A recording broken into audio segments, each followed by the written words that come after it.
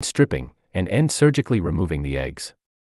The method of choice depends on the fish species, hatchery facilities, experience and skill of the hatchery staff, and the desired manipulations of eggs, sperm or fertilized eggs. Taking the eggs. Ovulation is the final phase of normal egg development. The time between the final or resolving dose of hormone and ovulation is referred to as the latency period.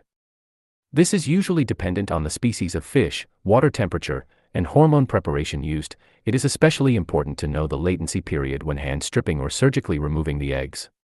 Check the literature for the latency period for the fish species you are spawning. Institute of Food and Agricultural Sciences, University of Florida. During ovulation, the connection between the female fish and the eggs in the ovary is eliminated.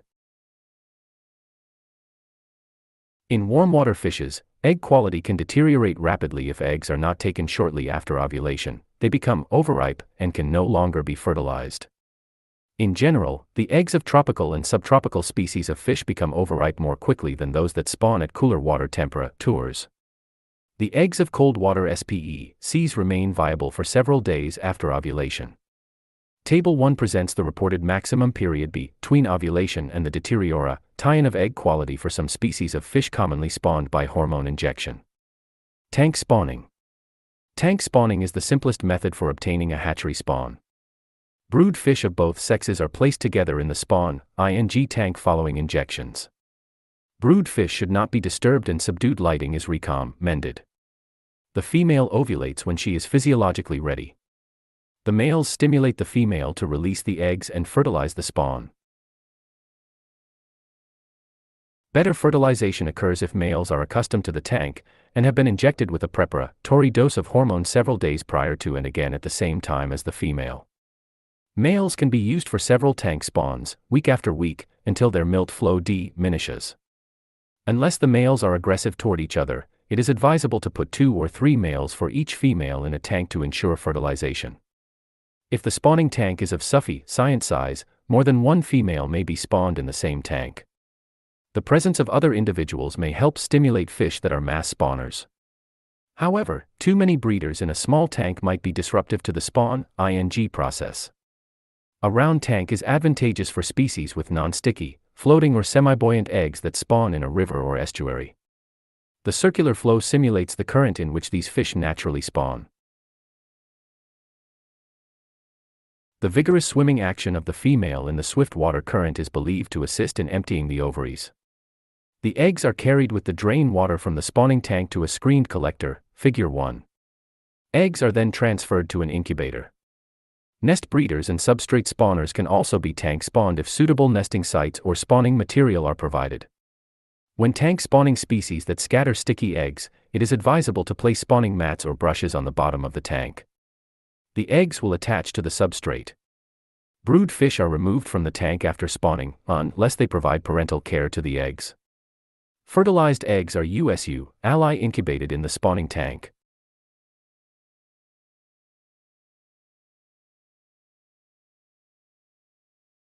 It's surprisingly complex social interactions and a remarkable degree of parental investment in their offspring. Crocodiles mate in a similar fashion to other reptiles, but they go to great lengths to construct egg nests. Even after the young hatch, the mothers guard their young for some time. Anatomically correct. Crocodiles of both sexes have a slit near the junction of their legs and tail, on their ventral side. Called the vent, this slit leads to their cloaca, a shared chamber at the end of the reproductive and digestive tracts. The cloaca leads to the oviduct, roughly equivalent to the uterus and fallopian tubes of mammals, in females. In males, the cloaca holds their penis, which they keep internally when not in use. Turf wars. Male crocodiles maintain a territory in which several females may reside. Males will guard their territories from other males through a series of vocalizations and aggressive postures. If such displays do not dissuade a trespassing male, the conflict may become physical. Battling crocodiles thrash, bite, and claw their rival, trying to obtain a dominant position. Eventually, the loser will retreat, and the winner will have acquired or successfully defended a bevy of females. When approaching a female, courting males will emit vocalizations and swim around prospective mates closely, attempting to entice them into breeding. Crocodile copulation. Crocodiles typically mate underwater. The male will grasp the female, often from the side, and align their cloacas. The male will evert his penis and insert it into the female's cloaca. Because the mating activities of crocodiles typically occur in seclusion, and it happens underwater, humans rarely observe the behavior. The mating process typically lasts several minutes, but a given pair may mate several times over the course of one season to ensure fertilization. Eggs are usually laid about 4 to 6 weeks after mating. Nesting needs. As the time for egg deposition approaches, female crocodiles construct a large nest of grass, leaves and sticks. The nest serves several purposes. In addition to helping to maintain a thermally stable and appropriately humid environment, the height of the nest reduces the chances that a flood will destroy the eggs. Scream. That iconic call of the bald eagle in movies is actually the screech of a red-tailed hawk, used in cinema for its dramatic effect. Hawks engage in a fascinating courtship display involving soaring flight that leads to free fall. Once these courtship rituals begin, hawk mating season is underway. When is hawk mating season? Hawk mating season occurs once per year during the spring. This typically occurs during late February through May, however it can vary by location and occur earlier in the southern parts of their region and later in the north. The keeping of any trained captive birds of prey is called falconry, which used to be called hawking. Any of the birds of prey in falconry can be called hawks. Hawk is actually a common name loosely applied to birds of prey in different ways throughout the world. The red-tailed hawk is a member of the Buteo genus, and not a true hawk of the Accipiter genus.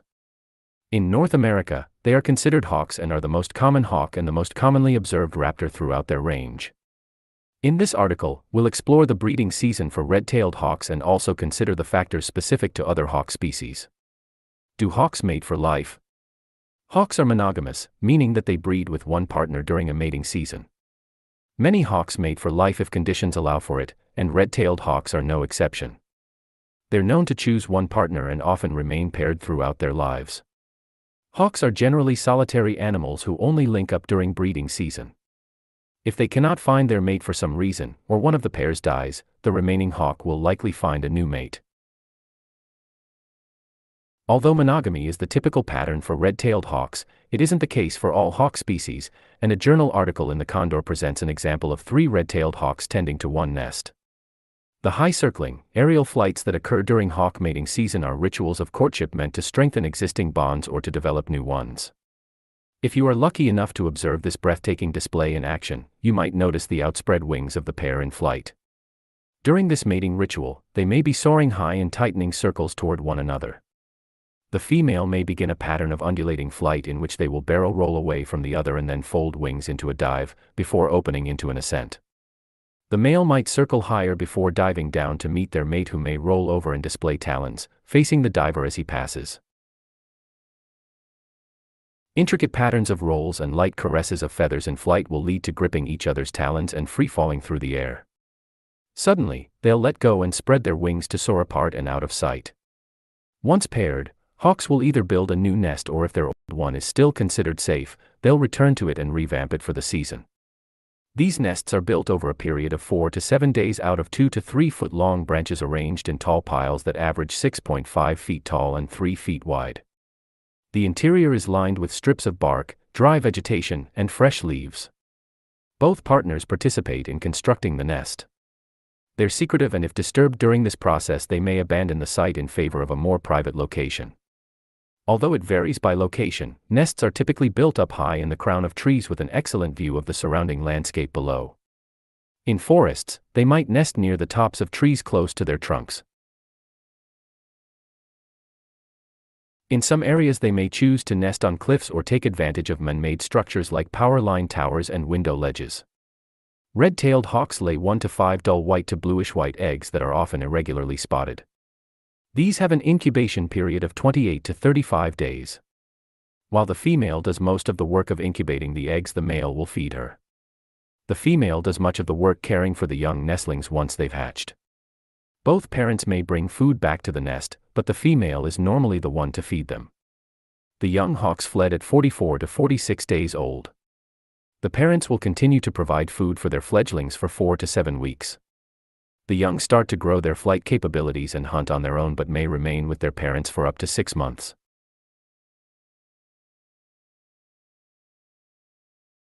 What we know about birds in general. This probably entails basic information about how birds nest and how long they sit on their eggs, but how many of us know how an owl gets pregnant and what exactly an owl's reproductive system looks like?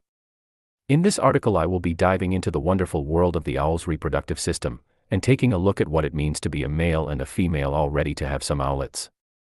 So first of all, let's start with the basics of puberty. Throwback. Owls tend to hit what we know as puberty very fast, so fast that they can even be considered sexually mature at 5 months old. Amazing, right? But most owls will vary between 5 months to 2 years of age to reach full sexual maturity. The male and the female owl have some similarities when it comes to their reproductive organs, such as both having a cloaca. This is an opening which leads to the reproductive system because neither sex have external reproductive organs that are visible. The cloaca is basically one opening used for mating and excreting. Unlike humans who have multiple openings, males have 2, females have 3. So let's try and break it down a little for ease and begin with the females. Ladies first, right? So, a female owl's reproductive system consists of one ovary that connects to the oviduct. An oviduct is the tube which the egg passes through from the ovary. Male owls have testes which enlarge during the breeding season so they can produce sperm, and this sperm will be passed from the male cloaca to the female's cloaca by putting their cloacas together and depositing the sperm across. Just like human reproduction, the sperm will then travel to the egg inside the female and fertilize it. Once the egg is fertilized, it will start off soft and small and eventually will grow bigger and will begin to harden enough so she can lay it. The egg hardens by being coated by several layers of albumin, which will become the egg white. Then another 2 coatings of the outer shell to harden it and protect the fetus growing inside. The sperm can be stored inside the female for up to 100 days and will fertilize the eggs individually as they leave the ovary. The eggs are then laid and incubation will begin, lasting around 30 days. The female will incubate the eggs mainly as she has an area of skin with less feathers and more blood vessels near the surface, which is thinner and therefore allows more heat to escape to warm the eggs. I hope this has been informative and has given a simple yet interesting insight into the biology of owls and how the wonders of breeding actually occurs.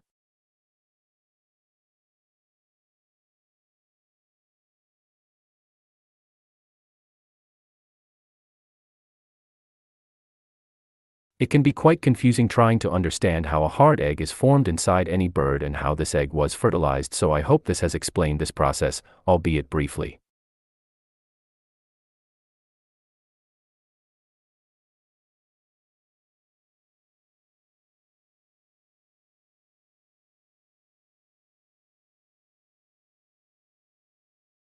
How do chickens mate? All you need to know.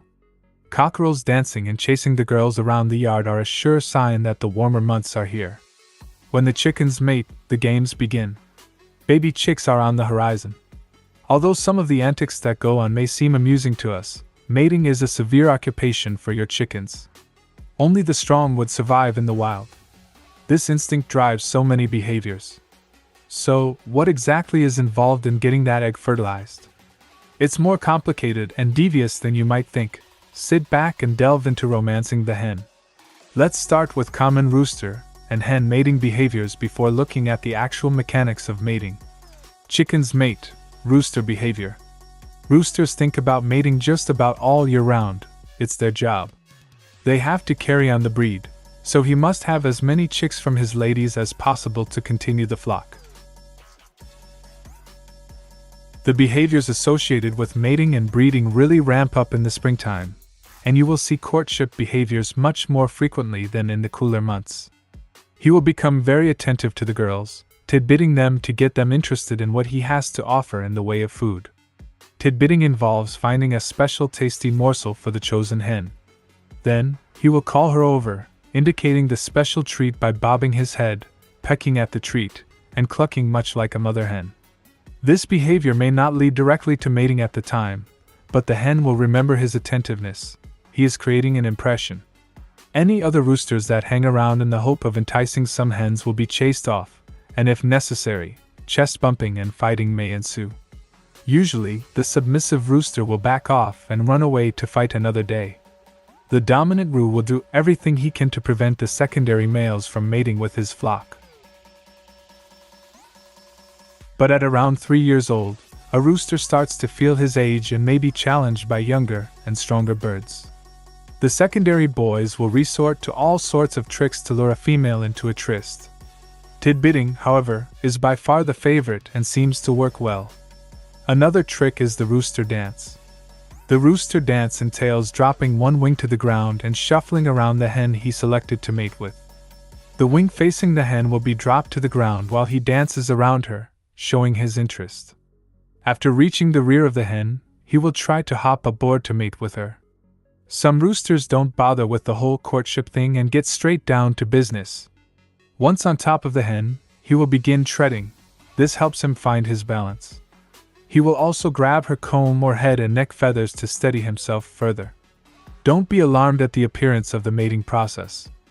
In most cases, it looks more violent than it is. It's an awkward-looking procedure because it appears as though the hen is getting attacked by the rooster. In most cases, the rooster is gentle enough for the hen to tolerate the breeding ritual's roughness. But now and then, there's an aggressive rooster who injures the hen. Keep an eye on this fella, and make sure your hens don't get beat up by him over time. Chickens mate and hen behavior. When the springtime rolls around, the hen's hormones go into top gear. In nature, this means the associated behaviors of finding a suitable mate, nest making, laying, and sitting on her eggs until they hatch. In many hen breeds, this instinct has almost been bred out of them, so they don't waste time and energy in being broody. However, there are still many good breeds that will happily turn broody during the summer months. Also, it's worth mentioning here that not all hens run true to their expected broodiness. Rhode Island Reds are not renowned for broodiness, but this is the second year that I have had 2 of them as mothers, and they do a fine job. The first part of mating is finding a suitable male. If there is only one rooster for the flock, then he is a lucky boy. However, if there are more than a couple of roosters, then the mating game can get devious and nasty on occasion. However, the females aren't easily fooled. Research has shown that hens can compare roosters. Who has the best comb and shiniest feathers? She will choose to mate with the fellow that fits the specifications she has in mind. Apparently, a bright red comb and wattles really do it for the girls. The hens also judge the suitor's ability to find food, care for the flock, and treat the hens well. Therefore, hens may express a preference for mates based on not only their looks but abilities. Hens are fickle on occasion, accepting food and tidbits from any rooster but will not necessarily mate with any of them. Although one rooster may be the alpha male, if a hen does not like him, she will not be compliant with the mating ritual and may never mate with him at all. If she is compliant with mating, she will squat or crouch, dropping her head and body lower and spreading her wings slightly to indicate receptiveness. You can see this behavior sometimes. For example, if you reach out to touch a hen, she will squat for you. Once the hen is sitting on her eggs, she will lose all interest in mating and chase off the rooster if he advances to her. This behavior will continue until she releases her brood, anywhere from 6 to 10 weeks on average. After that, the rooster's advances will not be welcome, and she will let him know in no uncertain way. Our backyard hens are spoiled in that they already have nesting spots available, ready-made and safe. So, although taking over the nest box may not be what you desire, it's best to leave her there until she has hatched the chicks, then move them. If you can move them to a broody box once they have hatched, she is unlikely to desert them. In addition, a broody box will ensure they aren't trampled in the coop or attacked by the other hens. It also ensures they receive the correct protein intake for growth and development. The mechanics when chickens mate. Once the rooster has hopped aboard and has himself well situated, he will dip his tail down and to the side of the hen's tail and deliver a cloacal kiss. Once the mating is done, he will usually move away while she shakes her feathers out and resumes normal business. So, what is a cloacal kiss, I hear you ask? A rooster doesn't have a penis, just a tiny bump called a papilla inside his cloaca. It is via this papilla that the sperm is delivered to the hen.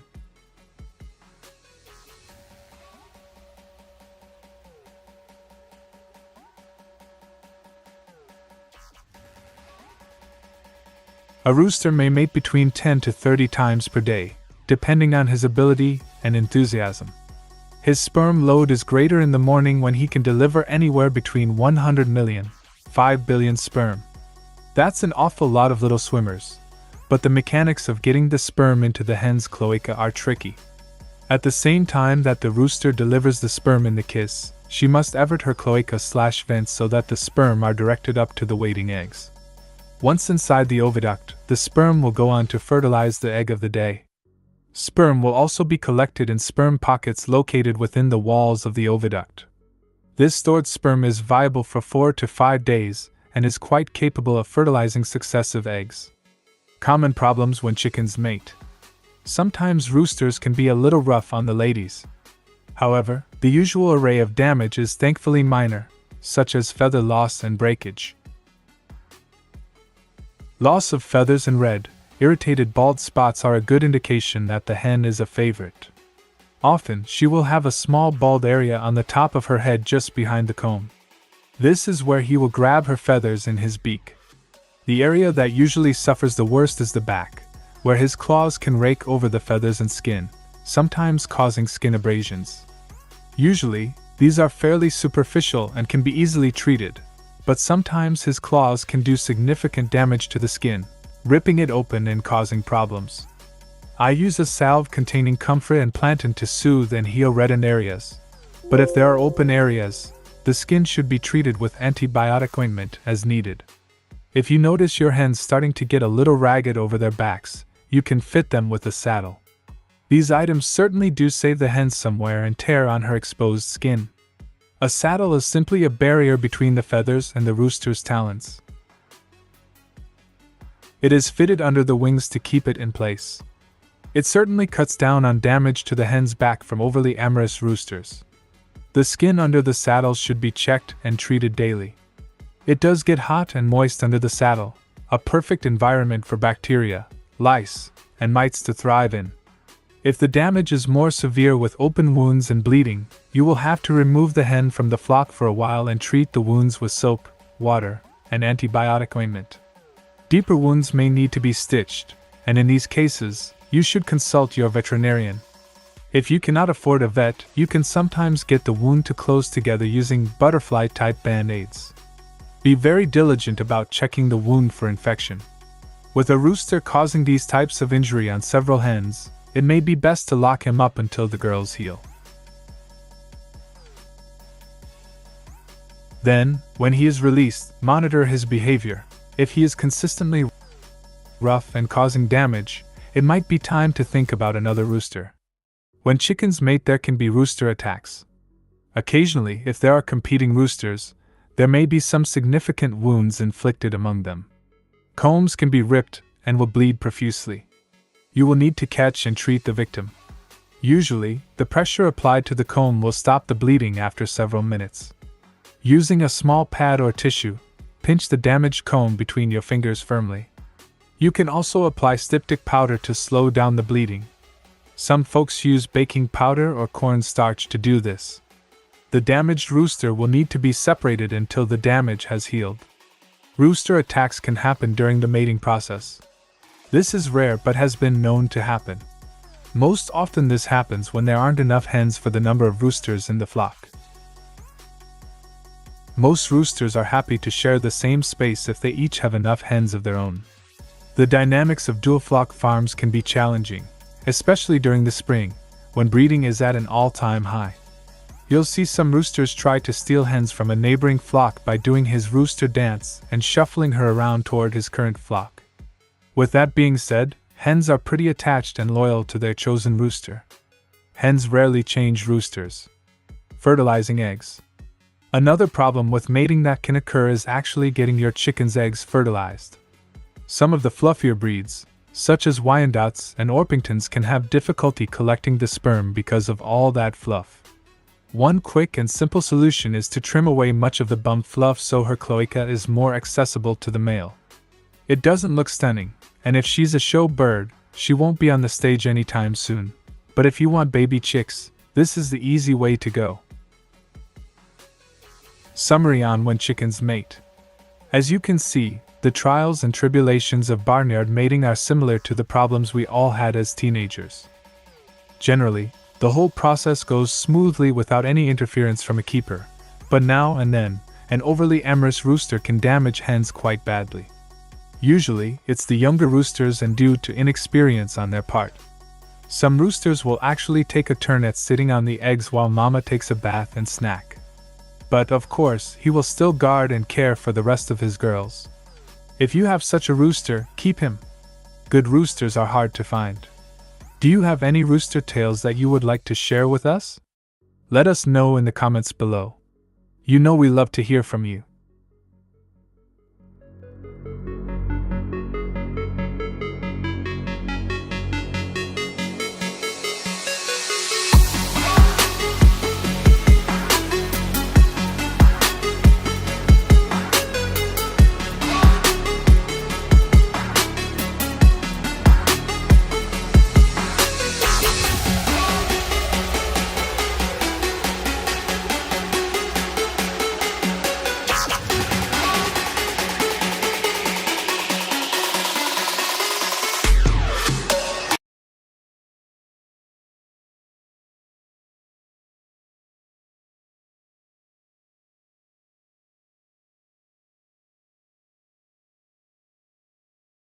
Both semen collection and artificial insemination, AI, in cats was first described more than 30 years ago, but the procedures are still not routine because very few veterinary clinics are offering these services. While the more advanced biotechnology techniques such as in vitro fertilization, IVF, intracytoplasmic sperm injection, ICSI, and cloning have been successfully performed experimentally in the cat, they are not performed in practice, and even the clinical application of AI is not as well developed in the cat as it has been since decades in many other domestic species. Much of the research that has generated knowledge about assisted reproduction in the cat has been developed using the domestic cat as a model for the wild cat species that are threatened by extinction. There is, however, an increasing demand for these services among the breeders of domestic cats. The behavior of intact male cats makes them unsuitable to keep in a household.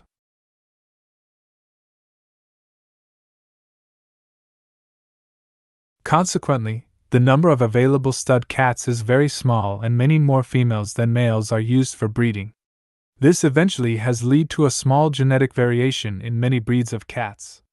If semen was to be frozen from genetically valuable male cats before they were castrated, the situation would be greatly improved. The use of chilled and frozen semen in an AI program would also make it easier to exchange genetic material over long distances and would, in addition, reduce the risk of transmission of infectious diseases. How to collect cat semen. Semen collection in domestic animals is usually done with the aid of an artificial vagina or by digital manipulation. An artificial vagina can be used for semen collection also in the domestic cat, but the method is not very practical in the clinical situation because of the behavior and temperament of this species. Semen collection by digital manipulation has not been described in the cat. The most commonly used method for semen collection in cats is electroejaculation. Spermatozoa can also be collected from the epididymides after surgical castration, post-mortem, or by vaginal lavage after a natural mating. Artificial vagina collection with an artificial vagina usually requires that the tom be trained for this method. Not all male cats can be successfully trained. If the male is placed in unfamiliar surroundings for the semen collection, which is usually the case in the clinical situation, it is unlikely that this method will work even in a trained male. In research colony cats, collection with an artificial vagina can, however, be a very useful method. The artificial vagina is easily made from a rubber bulb for a pasteur pipette and a small test tube. The tom is allowed to mount an estrus female, and the artificial vagina is slipped over the glans penis of the male as he thrusts in search for the opening of the vulva. Electroejaculation. To collect semen by electroejaculation, an electric stimulator and a rectal probe are required, and the male cat has to be anesthetized during the procedure. The method is reliable and safe, and therefore suited for semen collection in privately owned cats. The authors use metatomidine, diameter vet. 80 μg/kg body weight SC, in combination with ketamine HCl, Kettler, 5 mg per kilogram body weight to anesthetize the cats. The anesthesia will last long enough to allow completion of the protocol described below, and usually long enough to also allow repeated semen collection after 5 to 10 minutes if this is desirable. Atipamezole can be used to reverse the anesthesia. The electroejaculator can be custom-made but can also be bought from various manufacturers. The rectal probe has 3 longitudinal electrodes. It is lubricated and inserted 7 to 9 centimeters into the rectum with the electrodes directed ventrally. Care should be taken to evacuate any feces from the rectum. A weak electric current stimulates the nerves supplying the reproductive organs. The electrical stimulations are applied intermittently and are of a low frequency. Different stimulation protocols have been described, but many are using the one by Howard et al., which consists of a total of 80 electrical stimuli from 2 to 5 volts applied in 3 series, 30, 30, and 20 stimuli. Each stimulation is applied so that it takes approximately 1 second to go from 0V to the desired voltage, then stays for 2 to 3 seconds at the desired voltage, followed by an abrupt return to 0V where it stays for 2 to 3 seconds. The first series consists of 10 such stimuli at 2V, then 10 at 3V, and finally 10 at 4V. The cat is then rested for 2 to 3 minutes. The next series consists of 10 stimuli at 3V, 10 stimuli at 4V, and finally 10 at 5V, and the cat is again rested for 2 to 3 minutes. The last series consists of 10 stimuli at 4V followed by 10 at 5V. For each stimulation, the cat responds with rigid extension of the hind legs. If this reaction is not seen at 2V or stronger stimulation, this indicates either that the electrodes are not in the right position in the rectum, or there is interference by feces. To collect the semen, the cat's penis is extruded by applying a gentle pressure at its base, and the ejaculate is collected into a pre-warmed test tube which has been placed over the gland's penis. With increasing knowledge about feline male and female reproductive physiology and improvement of semen preservation and AI techniques, semen conservation and artificial insemination have the potential to become as valuable tools in cat breeding as they already are for breeding of several other domestic species. Forget butterflies and roses, these guys do things a little differently. Get ready for a hilarious and slightly slimy journey as we uncover the secrets of toad love. Imagine this: it's a balmy summer night, the air thick with humidity, and the swamp is alive with the symphony of croaking toads. But these aren't just serenades, they're battle cries. These guys are vying for the attention of the ladies, and things can get pretty intense. Hey ladies, come check out my booming voice. I'm the hottest toad in the swamp, no question. These guys are like the opera singers of the amphibian world. They puff out their vocal sacs, which are basically their built-in microphones, and belt out their best tunes. The louder and more complex their song, the more attractive they are to females. Now, the ladies aren't just falling for the best singers. They're also looking for strong and healthy mates. So, the male toads engage in a wrestling match worthy of the WWE. They climb on top of each other, push and shove, all vying for the right to mate. It's a toad-owl free-for-all. Only the strongest and most persistent will emerge victorious. After all that drama, the winning male gets to claim his prize. He grabs onto the female's back in a special embrace called amplexus. This is where things get a little weird. Imagine giving your girlfriend a piggyback ride, but instead of sitting comfortably, she smothers you with her entire body. That's basically amplexus for toads. But don't worry, ladies, it's all consensual. The female releases her eggs, the male fertilizes them, and voila! You have a new generation of tadpoles ready to conquer the swamp. So there you have it, folks. The not-so-secret world of toad mating. It's a wild ride filled with croaking, wrestling, and a whole lot of, amphibious affection. And next time you see a toad, remember, they might look small and slimy, but they know how to have a good time.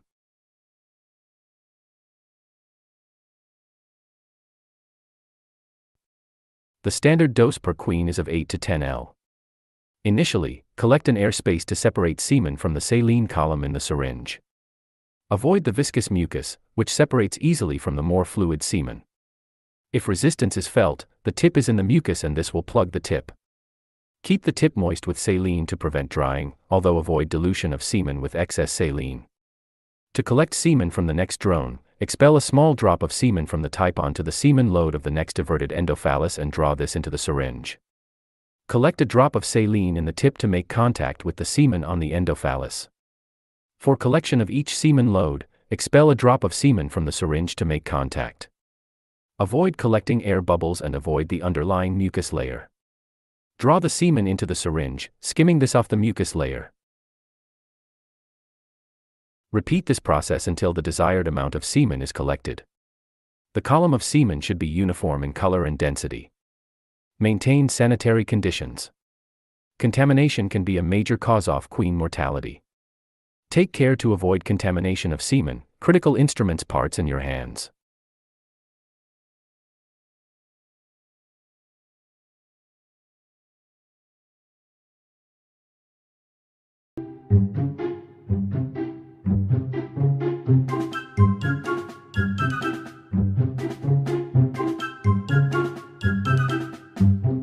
Welcome, fellow animal enthusiasts, to the jungle gym of chimpanzee love.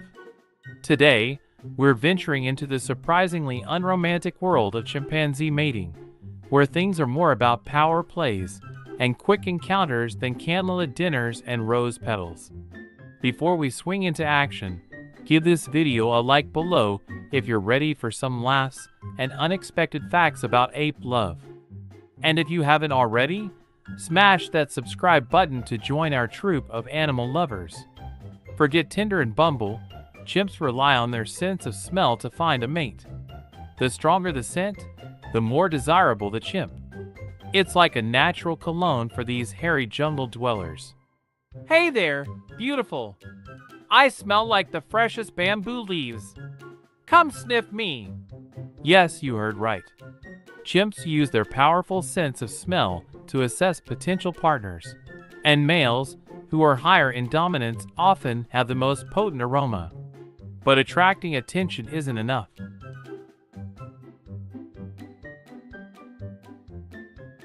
Once a male has caught a female's eye or nose, it's time for the great bamboo grab. These chimps aren't afraid to get physical, using their powerful claws to grab each other's branches and initiate the mating ritual. It's a battle for dominance. Only the strongest chimp will win the right to mate. This playful, and sometimes aggressive, interaction helps the chimps assess their compatibility and determine if they're a good match. And now for the grand finale, the chimpanzee mating ritual. Brace yourselves, folks, because it's not a scene from a romance novel. It's more like a quick peck on the cheek, and they're on their way. No need for lengthy serenades or romantic walks on the beach. Chimps get down to business and move on. This quick and efficient approach to mating helps avoid unnecessary competition and allows females to choose the most dominant and desirable males to father their offspring.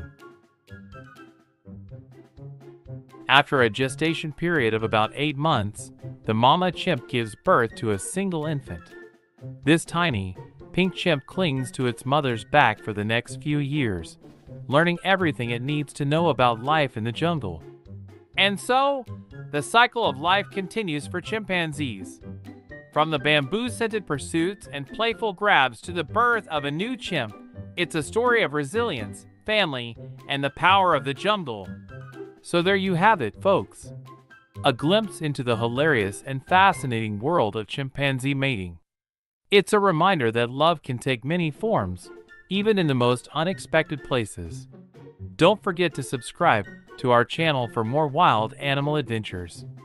And now, let's swing into another fascinating topic in our next video. Click the link on your screen to join me.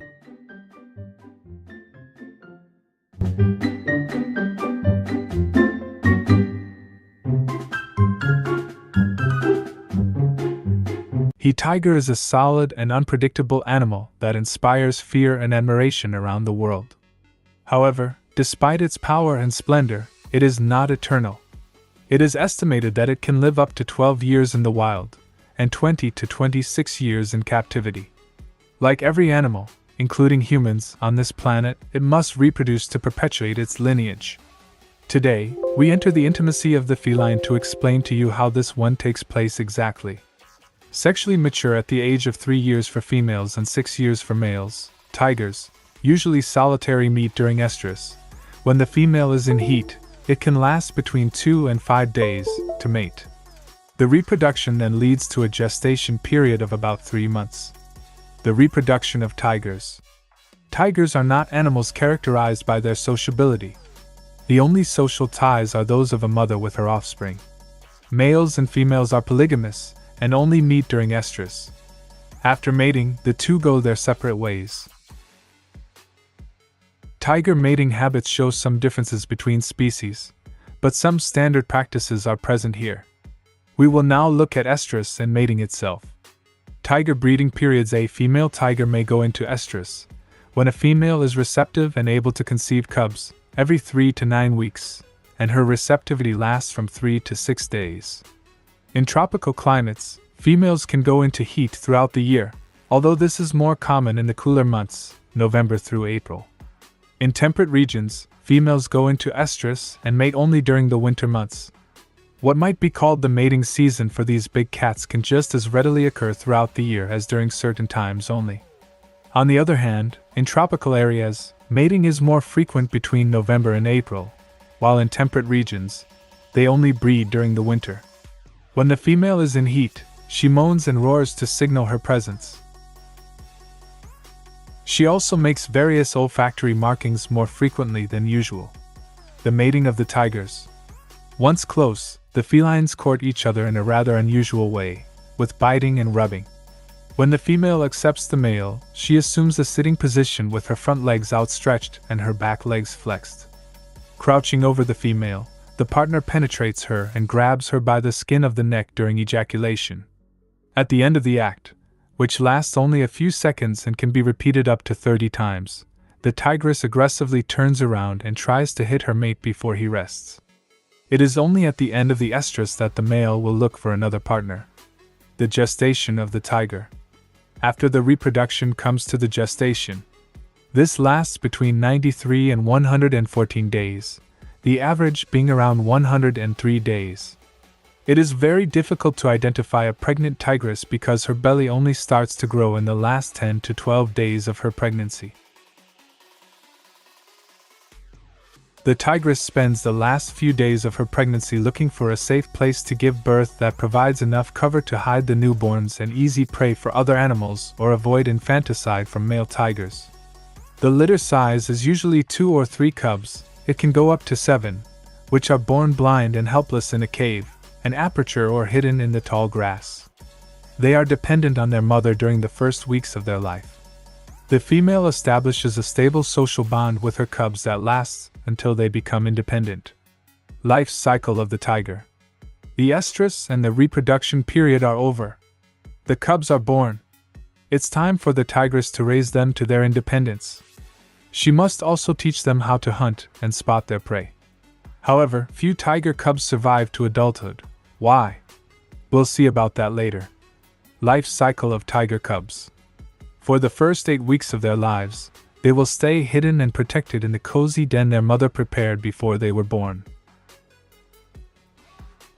They are breastfed by their mother, who will gradually begin introducing solid foods when the cubs are between 6 and 8 weeks old.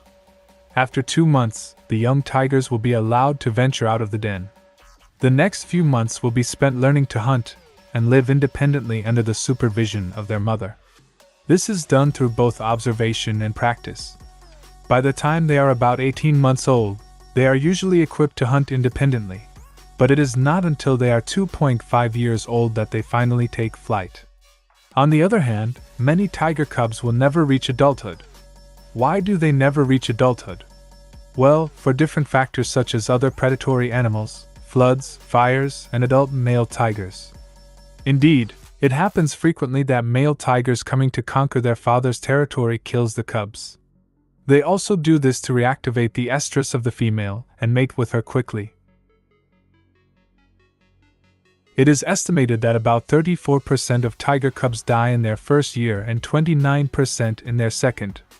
This means that 63% of tigers do not live past the age of 2. The tiger cub is very vulnerable in the wild. Life cycle of adult tigers. Once adults, we could see that females reach their sexual maturity at 3 years and males at 6 years. Nevertheless, it is from 2 years old that the young leave their mother to establish their territory. The females will remain globally quite close to their mother even if they will not necessarily have a relationship with her in the future. The males, on the other hand, will move away from more. Of course, tigers live longer when they are in captivity because poachers, starvation, or fires do not threaten them.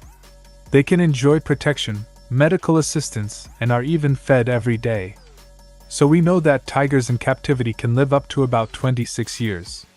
Those in the wild have to fight hard to survive. This explains their shorter lifespan, on average 10 years. The reproduction cycles of tigers. You will have understood, the tiger reproduces according to the periods of estrus of the female, either all year long or during winter and spring only. Apart from that, the tiger is a solitary animal. The life cycle of a tiger is not very complicated. The mother tiger only gives birth to a litter of 2 or 3 cubs. When the tiger is born, it depends entirely on its mother to feed itself and learn to hunt. After 2 to 3 years, she lets the young tigers go on their own and take flight. As time goes by, the tigers improve and finally become adults who will continue to live independently. The tiger is an animal with a solid capacity to regenerate its population. However, the threats to it, especially those posed by humans, prevent it from doing so and even lead to the disappearance of the species.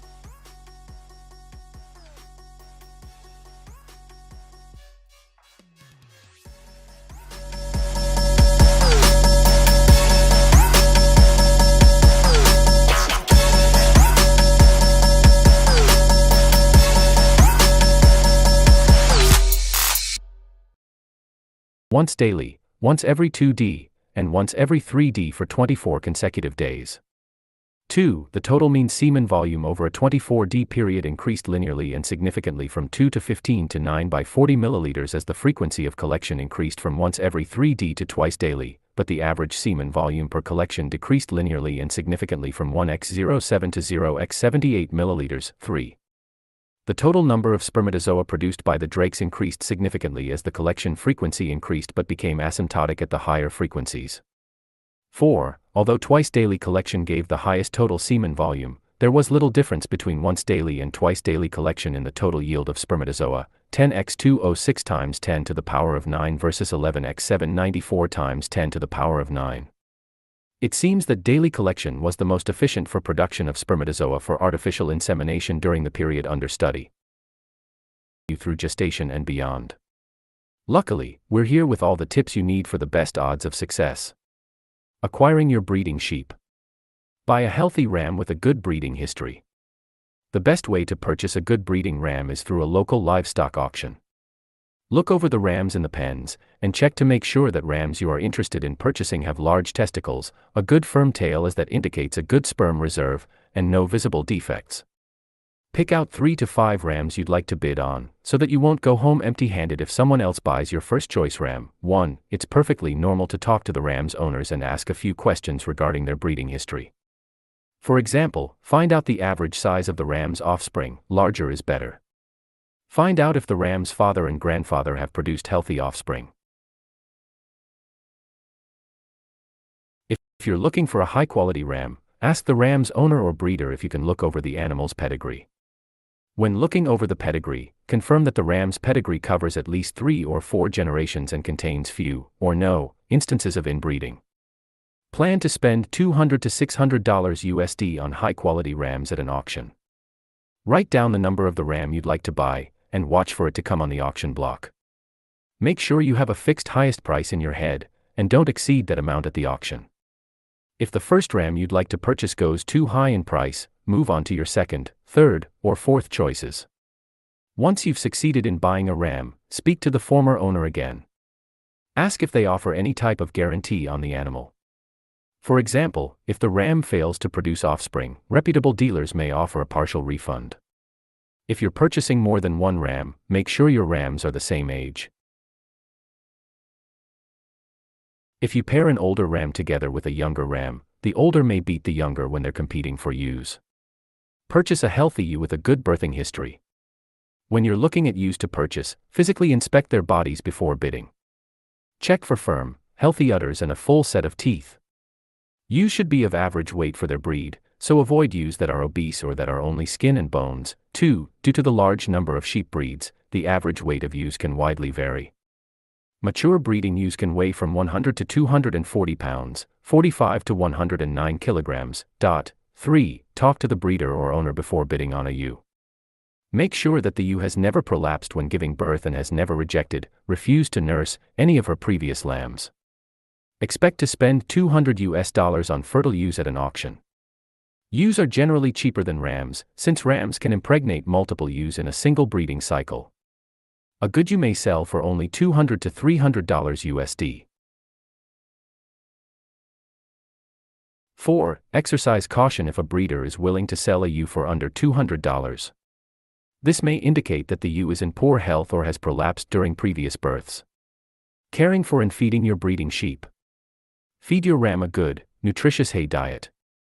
The ram will have been eating a grain diet in the auction feeding station, so you should transfer him to a healthy fresh grass and nutritious hay diet. Allow the ram to graze freely on healthy hays. A hay diet will increase the ram's ability to breed well and to produce strong, healthy lambs. 5. Good hay choices include timothy, Bermuda grass, brome grass, Kentucky bluegrass, orchard grass, and ryegrass. Ask a vet to examine your ram 6 to 8 weeks before mating. Have the vet perform a breeding soundness exam to confirm that the ram is in good health. Ask your vet to provide a full clinical examination, a genital examination, and a semen sample. Breeding rams should have normal genital organs, normal libido, the ability to mount and mate ewes, and a good amount of sperm to ejaculate. 6. Beginning 2 months before the mating season, keep an extra careful watch over your ram to ensure it's calm and in good health. Illness will cause an increase in testicular temperature and may decrease fertility. If you're concerned about the ram's health, the vet can inspect the semen sample through a microscope to make sure the ram has a healthy semen count. Clip the fur around the ewe's rear ends in early fall before mating. Clipping the area where the ram will mount will help the ewe conceive by giving the ram easier access and preventing vaginal contamination by hair and fecal matter. Use an ordinary pair of sheep shears to clip off about 12 square inches, 77 square centimeters, on the ewe's rear. 7. This process won't hurt the ewes, so they should remain docile while you're clipping. Encouraging the sheep to mate.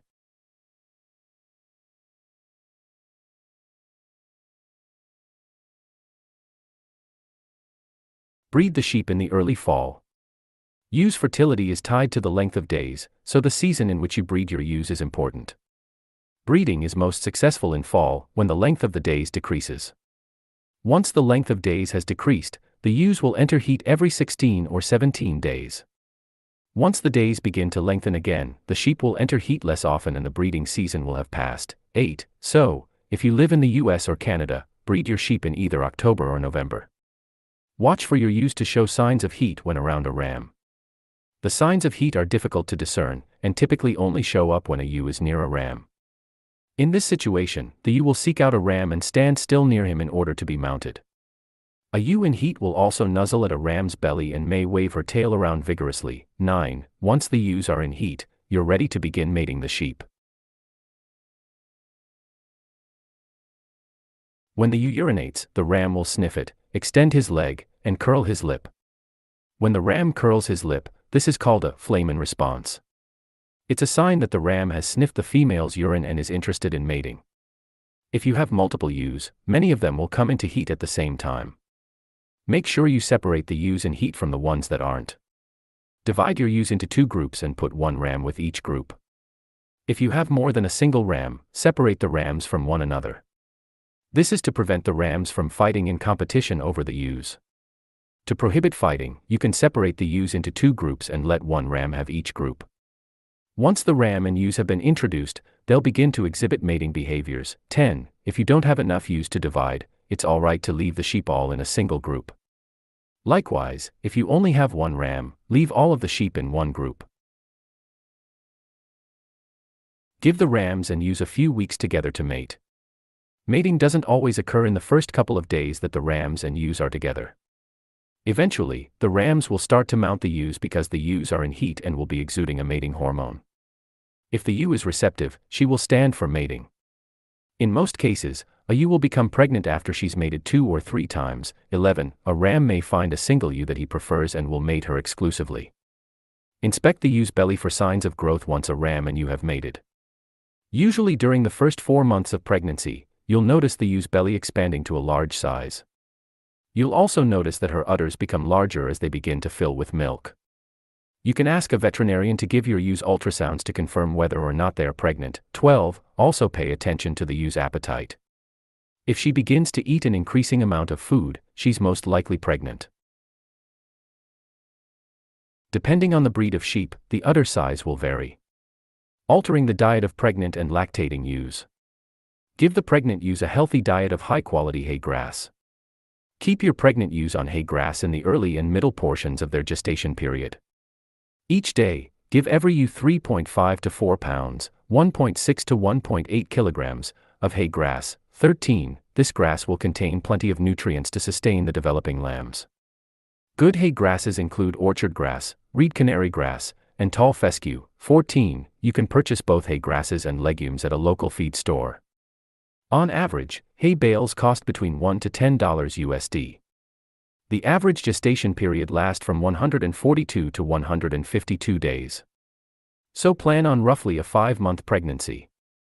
Introduce legumes to your pregnant ewe's diet for the final 2 months of gestation. After your ewes have been pregnant for 3 months, begin feeding them a blend of hay grasses and legumes. For the final months of their pregnancy, ewes will need a high-quality, high-protein diet to develop healthy lambs. Since legumes are higher in proteins than grasses, blend grass and legumes at about a 1-to-1 ratio. 16. High-protein legumes include cowpeas, vetch, soybean, and red clover. As with the high-quality hay grass, give each pregnant ewe a total of 3.5 to 4 pounds, 1.6 to 1.8 kilograms, of hay grass and legumes each day. 17. For example, you could give a ewe 2 pounds, 0.91 kilograms, of a legume and 2 pounds, 0.91 kilograms, of a hay grass. Feed your lactating ewes only legume hays. These hays have a higher content of protein and calcium and will enrich the ewe's milk while their lambs are nursing. The protein-rich hays will help develop strong lambs and keep the ewes in good health as they nurse and recover from the birthing process. Give each ewe 4 to 5 pounds, 1.8 to 2.3 kilograms, of legume hay each day. 18. Types of legumes include alfalfa, white clover, and bird's foot trefoil.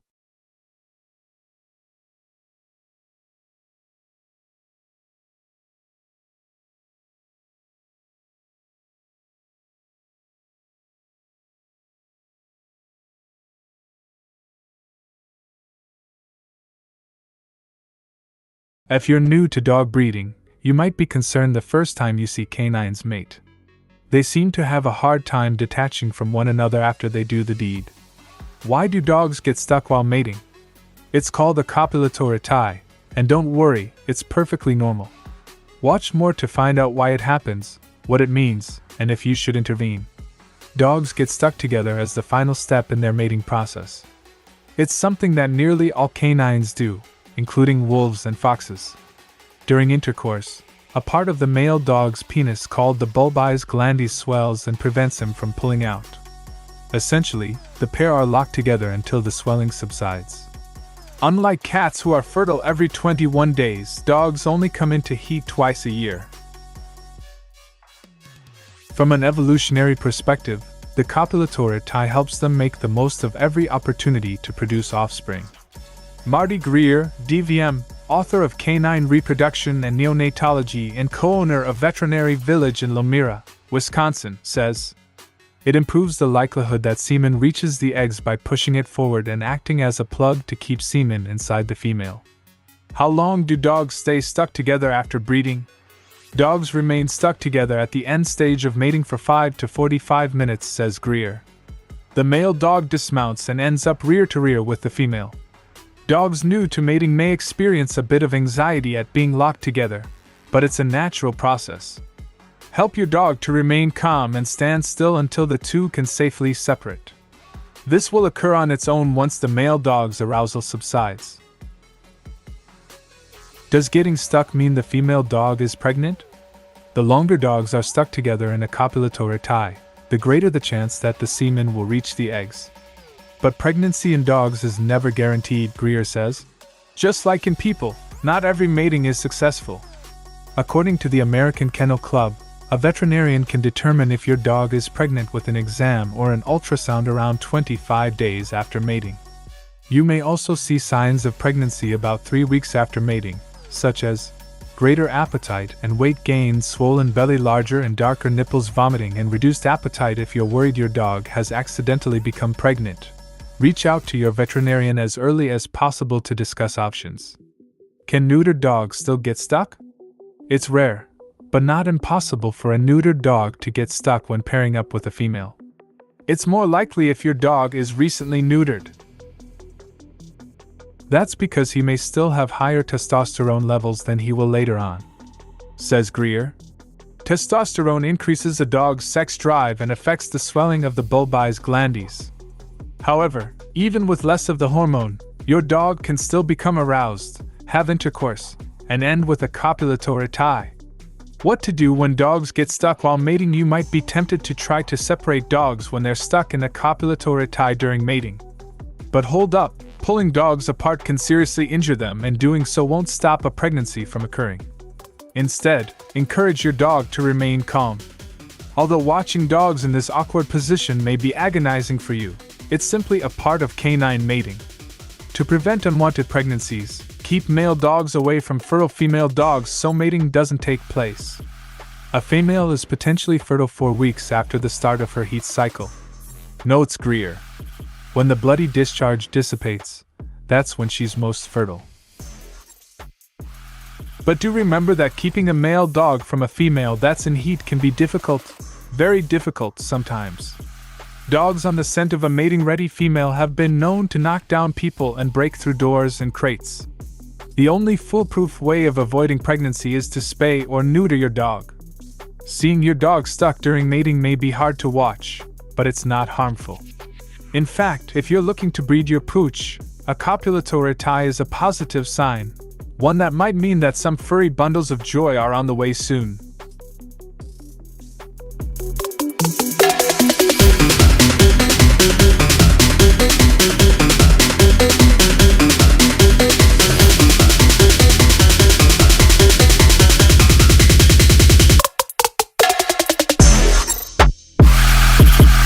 To 100 individuals and form strong bonds with each other.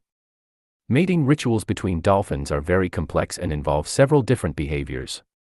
The females will often entice the males with their vocalizations and body language, before finally mating. After mating, the females will take care of the offspring for around 2 years, before they eventually leave to find their own group. 1. Dolphins' mating habits. Dolphins' mating habits are quite interesting. They engage in a variety of activities to attract mates, including vocalizations, body displays, and physical contact. Some dolphins also use friendly rivalries between groups as a way to determine who will be the highest-ranking male within their group when it comes time for breeding. Dolphins' mating habits are varied, but there are some general patterns that can be observed. Generally, dolphins will travel in groups of around 12 to 15 individuals and will typically approach and mate with other groups as well. Dolphins will often take part in dolphin dances, where they perform intricate movements with their bodies and heads to attract mates. After mating, the females will often give birth to a calf within a few months. 2. Dolphins' mating season. The mating season for dolphins typically lasts from February to May. During this time, males will follow females around, perform courtship rituals, and display sexual aggression. Some mating rituals can be quite elaborate, involving displays of speed and strength. Occasionally, fights between rival males may break out during the mating season. However, most interactions between dolphins and females are peaceful and consensual. 3. Dolphins' mating behavior. Dolphins form close bonds with their family and friends, and mating is an important part of their social lives. Dolphins mate for reproductive purposes, but they also engage in playful behavior, including sexual play. Here are some of the most common dolphin mating behaviors. A. Dolphin courtship rituals involve a lot of swimming, touching, and vocalizations. B. The male dolphin will approach the female slowly before mounting her back or side. C. During sex, the male dolphin will thrust his pelvis repeatedly into the female's body while she twists and turns to avoid being hurt. D. After mating, the pair may dive deep underwater to relax and rest. E. Dolphins have been observed engaging in sexual activity up to 4 times per day. 4. Precautions during dolphin mating. Dolphin mating is an event that is seen as a sign of love and respect in many cultures. However, there are some precautions that should be taken during mating to ensure the safety of both the dolphins and those observing the event.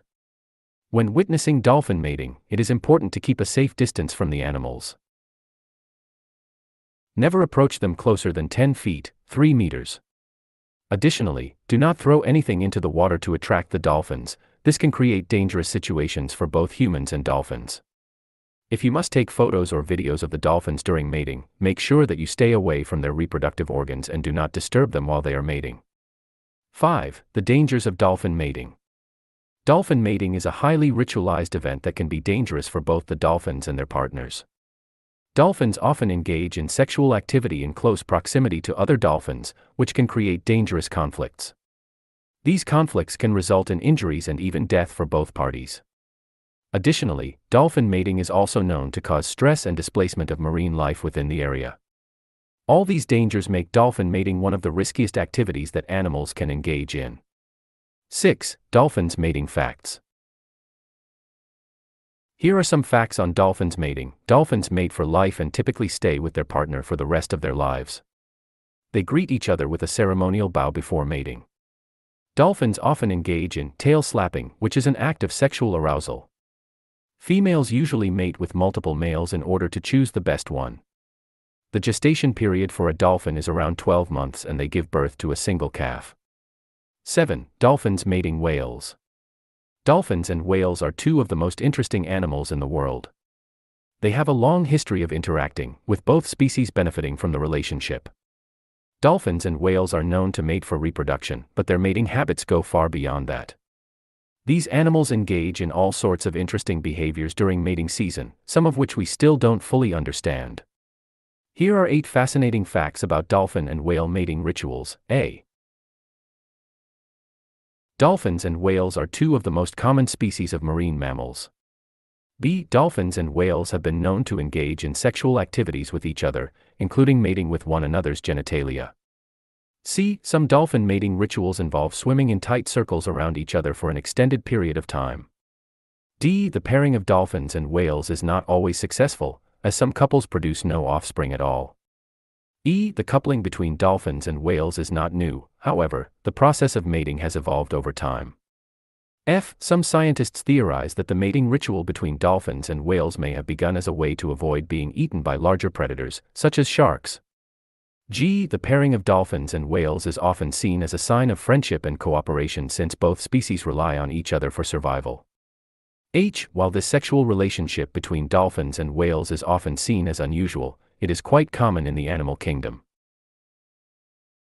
If you're lucky enough to witness this incredible spectacle, be sure to snap some photos or videos for posterity. In conclusion, dolphins are amazing creatures with fascinating mating rituals. Their reproductive habits are still not fully understood, but scientists are learning more all the time. It is clear that dolphins have complex social lives and communicate with each other in unique ways. They are also very intelligent animals, capable of solving complex problems. If you have the opportunity to see dolphins in the wild, don't miss it. Bull semen collection, transportation, processing and cryopreservation protocol. Collect semen from sexually mature bulls via an artificial vagina or electroejaculation. Inspect sample to ensure it is free of urine and other contaminants.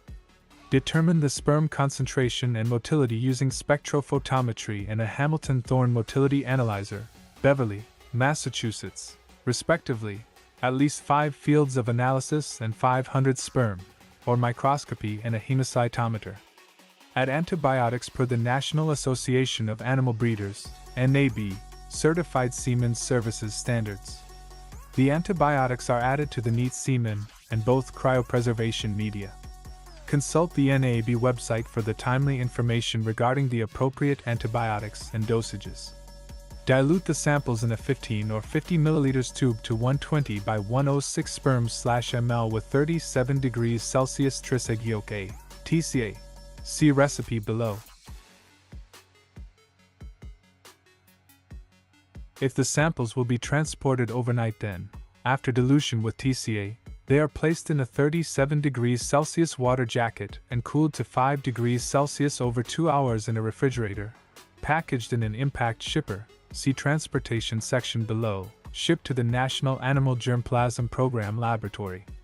Or if samples will not be held for an extended period, e.g. shipping, and will be frozen on site, then, after dilution with TCA, they are placed in a 37 degrees Celsius water jacket and cooled to 5 degrees Celsius over 2H. When the samples reach 5 degrees Celsius, or when the samples arrive at the laboratory for freezing, the samples are diluted 1:1, volume to volume, with 5 degrees Celsius tris egg yolk B, TCB. See recipe below. This results in a final sperm concentration of 60 by 106 sperms/ml. The samples are then loaded into 0.5 ml CBS or wick and powder, aka French, semen straws. Semen cryopreservation. Samples can be frozen one of two ways: box freezing. Samples are placed on a rack and frozen in liquid nitrogen vapor for 5 centimeters above liquid nitrogen for 10 minutes and plunged into the liquid nitrogen for storage.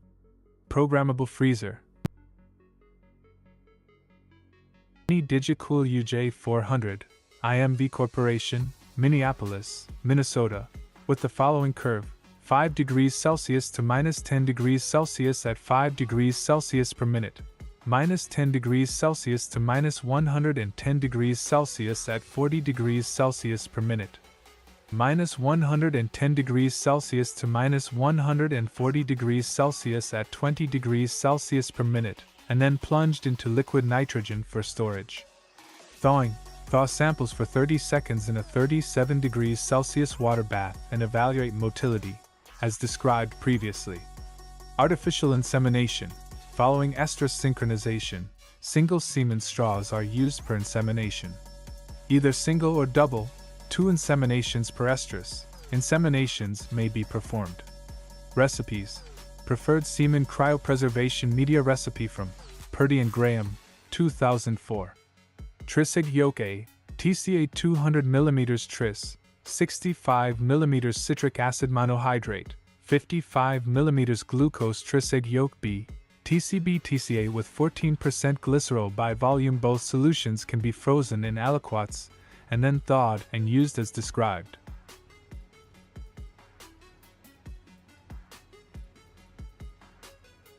Note: the NAB lists alternative tris egg yolk, milk and other acceptable freezing diluents for use with bull semen.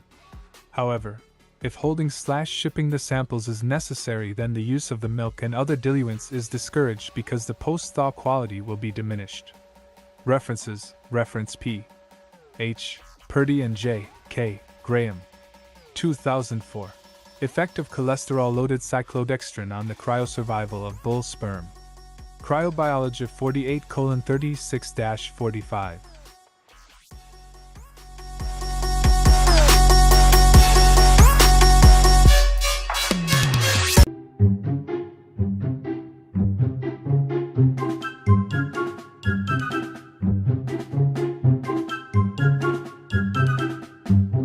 Welcome, fellow animal enthusiasts, to the jungle gym of chimpanzee love. Today, we're venturing into the surprisingly unromantic world of chimpanzee mating, where things are more about power plays and quick encounters than candlelit dinners and rose petals. Before we swing into action, give this video a like below if you're ready for some laughs and unexpected facts about ape love. And if you haven't already, Smash that subscribe button to join our troop of animal lovers. Forget Tinder and Bumble, chimps rely on their sense of smell to find a mate. The stronger the scent, the more desirable the chimp. It's like a natural cologne for these hairy jungle dwellers. Hey there, beautiful. I smell like the freshest bamboo leaves. Come sniff me. Yes, you heard right. Chimps use their powerful sense of smell to assess potential partners, and males, who are higher in dominance, often have the most potent aroma. But attracting attention isn't enough.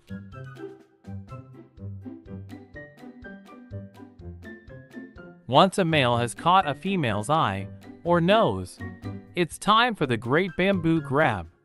These chimps aren't afraid to get physical, using their powerful claws to grab each other's branches and initiate the mating ritual. It's a battle for dominance. Only the strongest chimp will win the right to mate.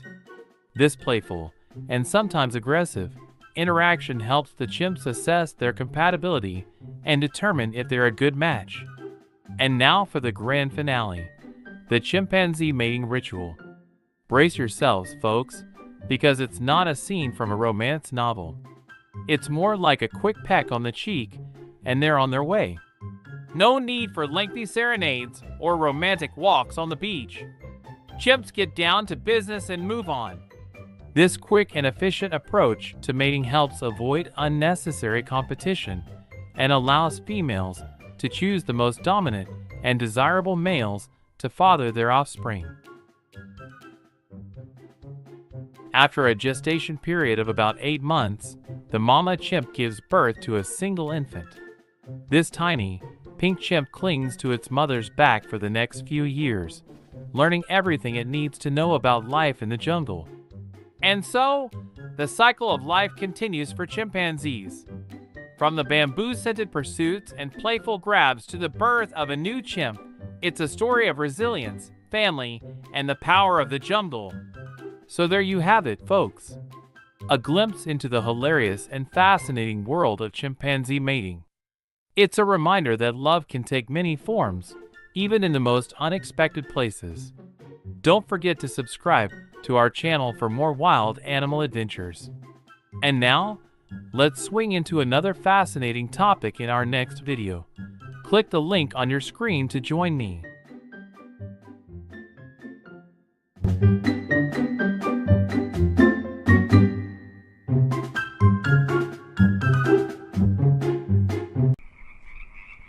In the serene backdrop of a moonlit pond, amidst the croaking of frogs, an enchanting symphony unfolds. It's the annual ritual of frog mating calls, a captivating spectacle that reveals the fascinating world of amphibian romance. Join us as we delve into the intricacies of these captivating calls and the vital role they play in the circle of life. Picture a tranquil evening by a pond, where the croak of a solitary frog marks the beginning of a melodious chorus. As darkness descends, more voices join in, creating a harmonious cacophony that fills the air. Each species of frog has its unique call, varying in pitch, duration, and pattern. These vocalizations serve as a frog's love letter to potential mates, a declaration of presence and desire. Frog mating calls are not mere musical displays. They serve a vital purpose in the amphibian world. The primary objective is to attract a suitable mate. Female frogs are often choosy, seeking out males with strong, healthy calls as an indicator of good genetic fitness. In response, males put their heart and soul into crafting the most alluring serenades. These calls are not random but intricately designed to maximize their effectiveness. They vary in frequency, duration, and rhythm. Some frogs create sustained, continuous notes, while others employ a series of rapid, staccato bursts. These calls can be heard over great distances, sometimes up to a mile away, thanks to the remarkable amplification provided by vocal sacs. Among the most famous frog singers are the tree frogs, known for their amorous vocalizations. The iconic ribbit sound commonly associated with frogs is, in fact, the call of the Pacific tree frog. Male tree frogs gather in clusters, where they engage in a vocal competition, each trying to outdo the other and lure in potential mates. The result is a mesmerizing symphony that blankets the nighttime landscape. Frog mating calls transcend borders and cultures, showcasing the universality of the language of love in the animal kingdom. Regardless of the species or location, the purpose remains the same: to ensure the survival of their kind. Once a successful connection is made, the female frog lays her eggs, and the male fertilizes them externally. The distinctive calls gradually fade away as the mating season concludes, leaving the pond once again in peaceful silence. Soon, tadpoles hatch and embark on their own journey, continuing the cycle of life. Frog populations worldwide are under threat due to habitat destruction and climate change. The vital role of frog mating calls in their survival makes preserving these habitats all the more crucial. By understanding and appreciating these remarkable vocalizations, we gain a deeper appreciation for the delicate balance of nature and the urgency of protecting it. The world of frog mating calls is a captivating realm of romance, where the power of sound reigns supreme. It reminds us of the enchanting complexity of nature and the importance of preserving the habitats where these love songs echo.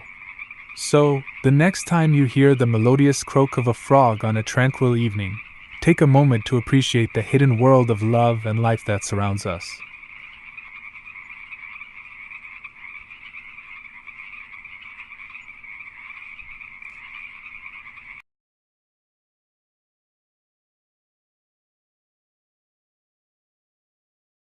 The roses and chocolates, because these cuddly marsupials have a whole different way of doing things. Picture this: a handsome male koala, sporting a fluffy fur coat and a permanent laid-back attitude, surveys his kingdom from the top of a eucalyptus tree. He's on the hunt for love, but don't expect romantic serenades. This guy speaks in grunts and sniffs. "Hey there, pretty lady. I am the smoothest koala in the forest, and I smell like the freshest eucalyptus leaves. Come sniff," occasionally munching on eucalyptus leaves to keep their energy levels up. Ah, the perfect way to end a day of koala love, cuddling in the branches, surrounded by delicious eucalyptus leaves. What more could you ask for? This relaxed and low-key approach to love is just another example of the koala's laid-back lifestyle. They're like the stoners of the animal kingdom, always chill and carefree. After a gestation period of about 35 days, the mama koala gives birth to a single joey. This tiny, hairless creature crawls into her pouch and spends the next few months growing and developing. And so, the cycle of life continues for koalas. From the eucalyptus-scented chases and playful grabs to the birth of a new joey, it's a story of resilience, love, and the power of the humble eucalyptus leaf. So there you have it, folks. A glimpse into the hilarious and laid-back world of koala mating. It's a reminder that love can blossom even in the most unexpected places, and that sometimes, all you need is a good sniff and a cuddle to find your perfect match. And next time you see a koala, remember they're not just cute and cuddly, they're also passionate lovers in their own sleepy way, of course.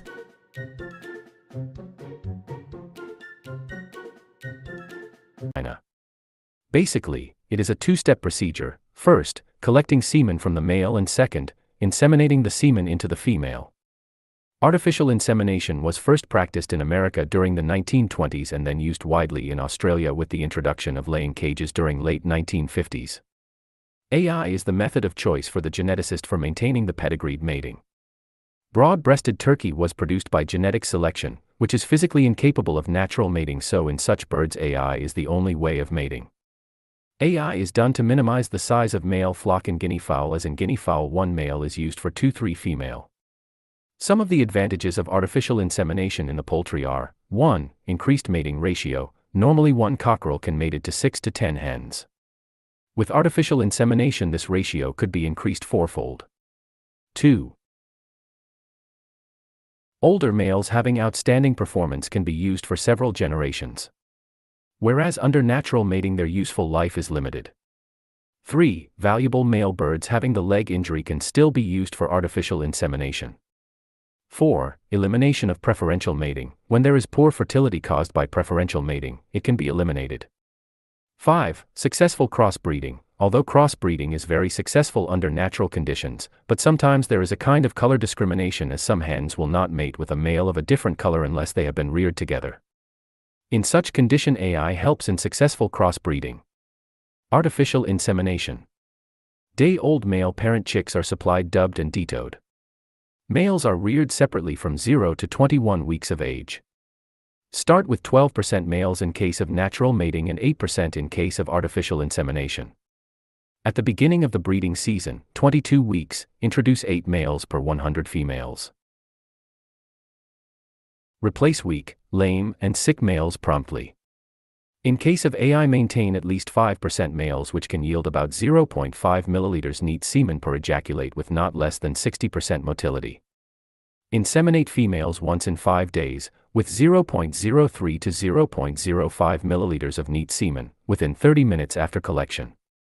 Artificial insemination, AI, is an important tool to improve the reproductive performance of birds, especially broiler breeders where fertility is low due to heavy body weight.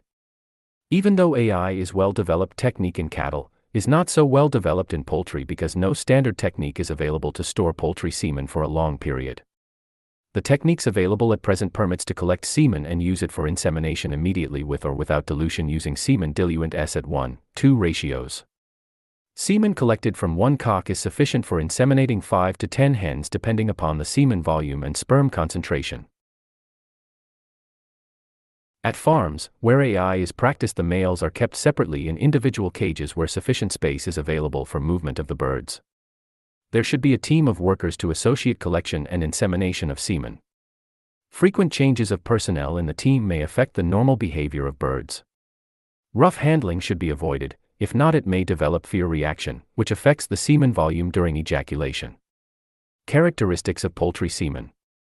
Usually cocks start producing semen from the age of 16 weeks, but the fertilizing capacity of the semen is low. So, the cocks from 22 or 24 weeks of age are used for semen collection. The natural color of poultry semen is white or pearly white. Heavy breed male can produce 0.75 to 1 milliliter semen, and light breed male can produce 0.4 to 0.6 milliliters of semen. A male can be used thrice in a week for semen collection with a gap of 1 day. Although everyday semen collection will not change the fertilizing capacity, but the volume of semen will be low. Semen consists of spermatozoa and seminal plasma. Fowl semen is generally highly concentrated, 3 to 8 billion spermatozoa per ml for broiler fowl.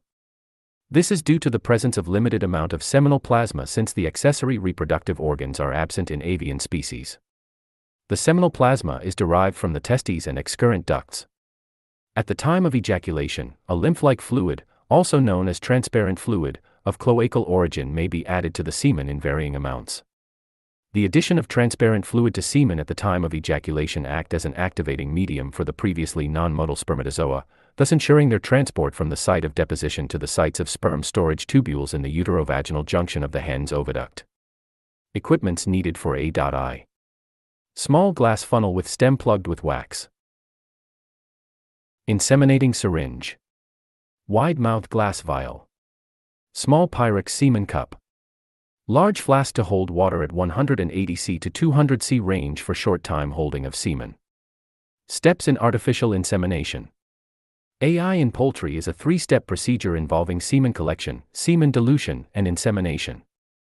The second step may be omitted if neat semen, undiluted, is to be used for insemination within 30 minutes after collection. Semen collection. The first step in AI program is manual collection, milking, of the semen. For semen collection, a team of 2 members are generally involved, one for restraining the male and the other for collecting semen. The bird is held in a horizontal position by a person at a height convenient to the operator who is attempting to collect the semen. To collect semen, the operator should place the thumb and index finger of the left hand on either side of the cloaca and massage gently. By his right hand, the operator should hold a collecting funnel and with the thumb and index finger massage the soft part of abdomen below the pelvic bones. Massage should be rapid and continuous until the cock protrudes the papilla from the cloaca. Once the papilla is fully protruded, the previously positioned thumb and index finger of the left hand are used to squeeze out the semen into the collecting funnel. Avoid contamination of semen with feces and feather. Semen evaluation at the time of collection. Normal color of the semen in pearly white or cream colored. Yellow semen and semen contaminated with blood, urates, feces, or other debris should be avoided. Do not allow semen to contact water. If debris or contaminants are observed in pooled semen, carefully aspirate contaminants from the sample before mixing with additional diluent with the semen. Place the diluted semen in a cooler or refrigerator, 3 to 12 degrees Celsius, to cool down. Insemination. All equipment used for insemination should be thoroughly cleaned and dry before use. Insemination must be carried out when majority of the birds completed laying, since a hard-shelled egg in the lower end of the oviduct obstructs insemination and lowers fertility. In practice, inseminating chicken after 3 p.m. obtained better results. It is difficult to inseminate non-laying hens. Usually insemination is done when the flock reaches 25% egg production. Hens are inseminated twice during first week, then at weekly intervals. Procedure. Bird is held by the legs with the left hand down and tail tucked back and against the operator chest. The thumb of the right hand is placed against the upper lip of the vent, then with a rounding motion press the abdomen muscle. Do not squeeze with fingers but apply pressure evenly with the palm of the hand. When the oviduct is averted, the second operator inserts the syringe into oviduct as far as it is going inside without exerting pressure.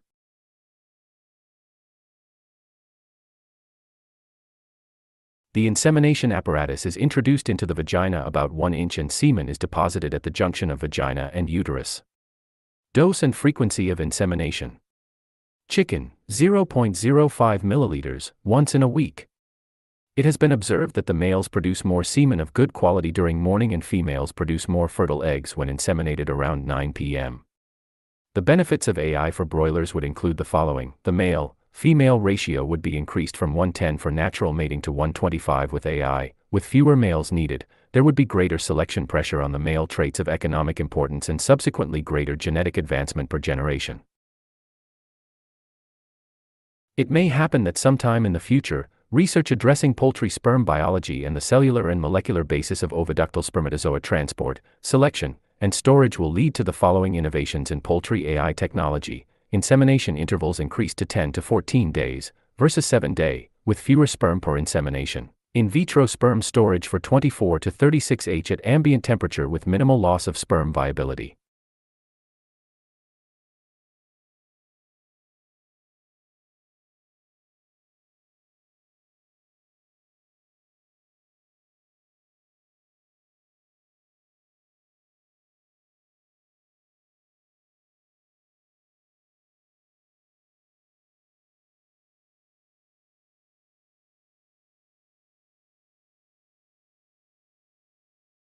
Animal lovers, to the chillingly beautiful world of polar bear love. Prepare to melt your hearts and tickle your funny bones as we explore the ice-cold mating rituals of these majestic creatures. Picture this: a handsome male polar bear, sporting his best fur coat, saunters across the icy plains. He's on a mission, driven by the powerful urge to woo a mate. But ladies, don't expect flowers and chocolates. This is the Arctic and things are a little ferocious. Hey there, beautiful. I'm the strongest, most handsome bear in the Arctic. How about we make some polar bear cubs together? This charming call, filled with grunts and sniffs, is the male's way of announcing his presence and attracting potential partners. But attracting attention isn't enough. The male needs to prove his worth by following the female's scent trail, which can stretch for miles across the icy landscape. It's like a polar bear version of a scavenger hunt, with love as the ultimate prize.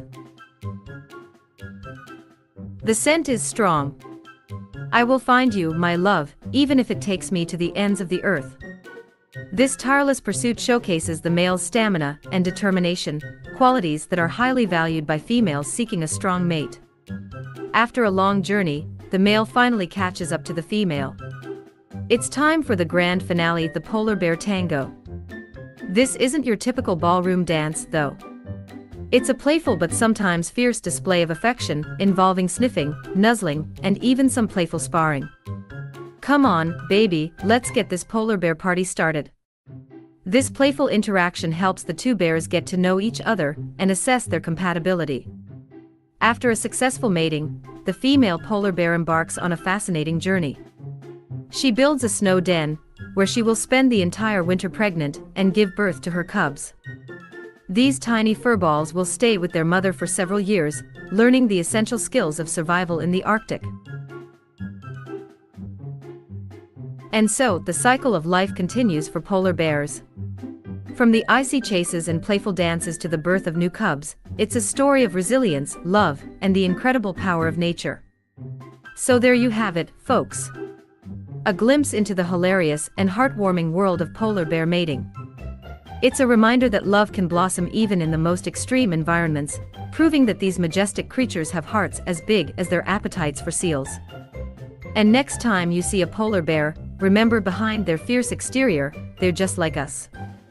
They crave love, companionship, and maybe even a little bit of blubber to keep them warm in the Arctic winter.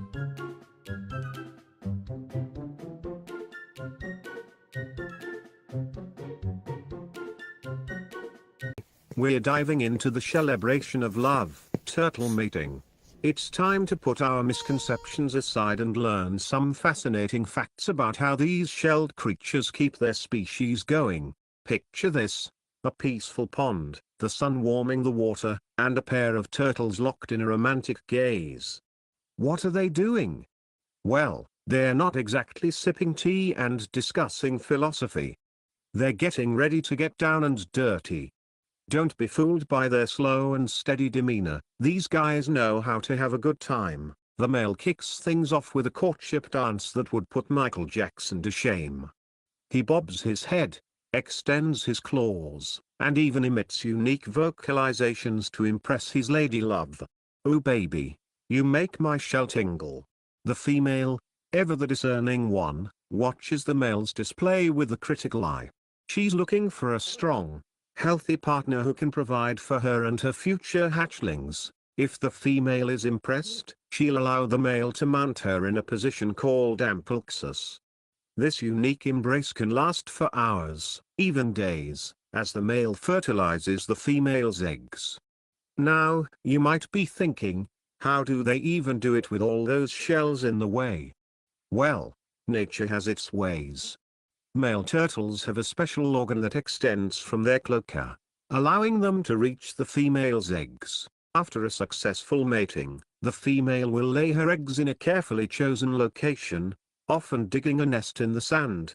She'll then cover them up and leave them to incubate in the sun, where they'll develop into tiny hatchlings. It's a beautiful cycle of life, and a testament to the resilience and ingenuity of these amazing creatures. So there you have it, folks. The not-so-secret world of turtle mating. It's a fascinating story filled with romance, strategy, and a lot of, well, celebration. And next time you see a turtle, remember, they might be slow and steady, but when it comes to love, they know what they're doing. Behavior. But just how cunning are these canids when it comes to chasing tail? Red foxes, Vulpes vulpes, are found throughout the northern hemisphere and Australia. Despite this huge range, the mating behaviors of different red fox populations may be the same, according to Graziella Iosa, a zoologist at the University of Lincoln in the United Kingdom. However, the social system of these carnivores varies depending on the environment. That is, red foxes often live in mating pairs that share a territory but forage alone. If key resources such as food, shelter, and den sites are just right, they may live in small social groups with a dominant mating pair. The group shares a territory and hunts alone, but the subordinate members help the mating pair raise their cubs.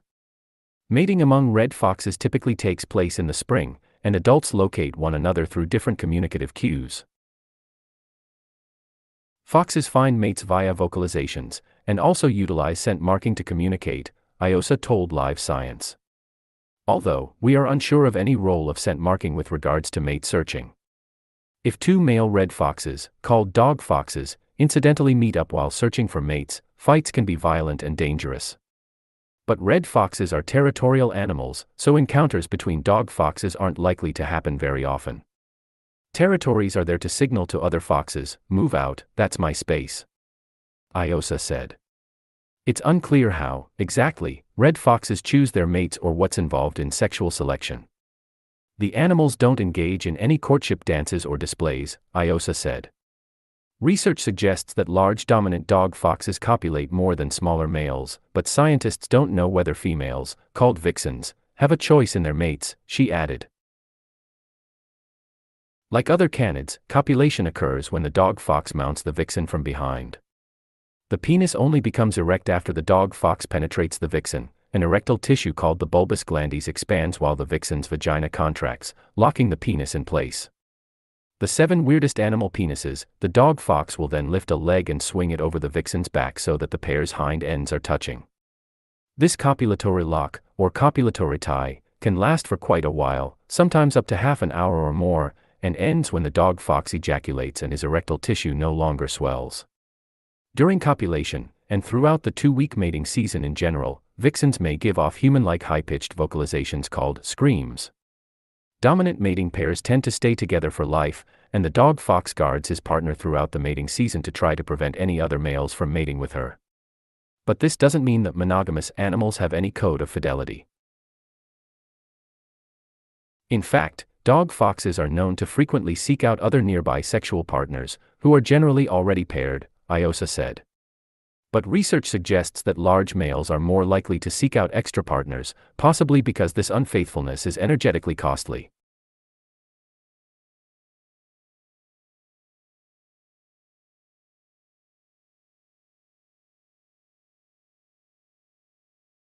Froggy love life. That's right, we're talking about frog mating. Now, some of you might be picturing a scene straight out of a Disney movie, with 2 frogs locking eyes across a pond and serenading each other with sweet croaks. But let me tell you, it ain't quite that romantic. Frog mating is a chaotic, messy, and frankly hilarious affair. It's like a frat party in a swamp, with everyone vying for attention and hoping to score a date. But before we get to the fun stuff, let's talk about the basics. Frogs are amphibians, which means they can live both on land and in water. And when it comes to breeding, they prefer the latter. That's right, our little amphibian friends lay their eggs in the water, where they'll hatch into tadpoles. But before they can get to that stage, they need some fertilization action. Here's where things get interesting. The male frog, driven by his primal urges, will croak and puff his throat out like a balloon to attract a mate. He's basically saying, "Hey there, beautiful. Come check out my amazing vocal cords and impressive physique." Now, the female frog is no fool. She's looking for a mate with good genes and a strong croak, someone who can provide for her offspring. If she's impressed by his serenade, she'll let him know by approaching him.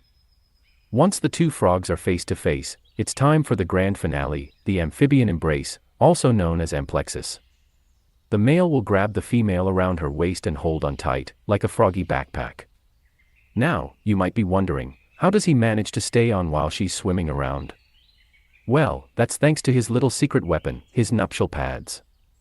These are special bumps on his thumbs that help him grip the female like a pro. And that's where the story gets a little steamy. As the female releases her eggs, the male releases his sperm, which fertilizes them externally. It's a quick process, in and out, and then they're on their way, leaving the fertilized eggs to develop into tadpoles. So there you have it, folks. The wild and wacky world of frog mating. It may not be the most romantic thing in the world, but it's certainly entertaining to watch. And hey, at least it's not as awkward as watching 2 humans on a first date. Before we go, let's leave you with a few froggy jokes. What do you call a frog with a runny nose? A crocodile. What do you call a frog with no legs? Unhoppy. What do you call a group of frogs on a field trip?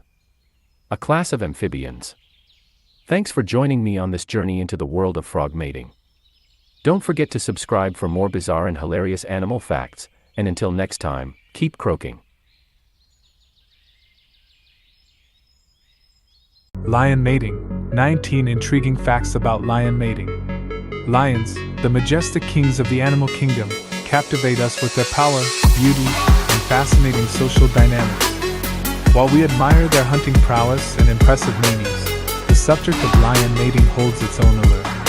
In this article, we delve into 19 intriguing facts about lion mating behavior and reproductive patterns, shedding light on the wonders of the animal kingdom and offering a glimpse into the hidden world of lions. The social structure of lion tribes. Lions live in prides, which are social groups consisting of multiple related females, their cubs, and a few resident males. These prides are vital in understanding lion mating dynamics. The role of lionesses in mating. Unlike many other species, lionesses are the primary hunters of the pride. This unique attribute allows them to provide for their offspring and establishes a crucial role in attracting potential mates. Lion mating ritual. When a lioness is receptive to mating, she may initiate the ritual by rubbing her head against the male's face, an act known as head rubbing. This gesture strengthens the bond between potential mates. The importance of territory. Lion prides maintain territories, which are defended from other prides. Mating within their territory ensures the survival of their offspring by minimizing conflicts and competition. The dominance of male lions. Male lions are the dominant members of the pride, securing mating rights through competition and physical strength.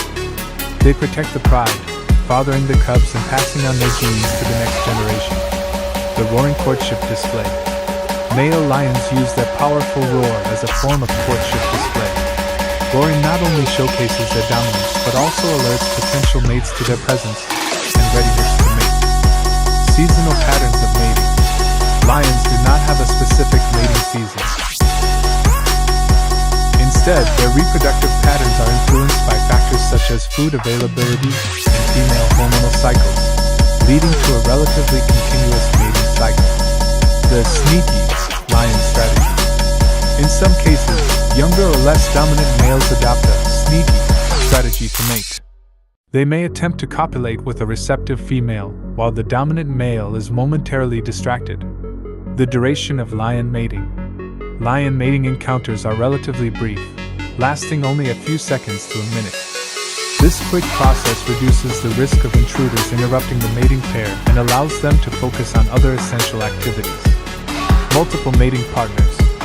A lioness and estrus may mate with multiple males within a short period. This behavior encourages genetic diversity within the pride and creates uncertainty regarding the paternity of cubs. The frequency of mating.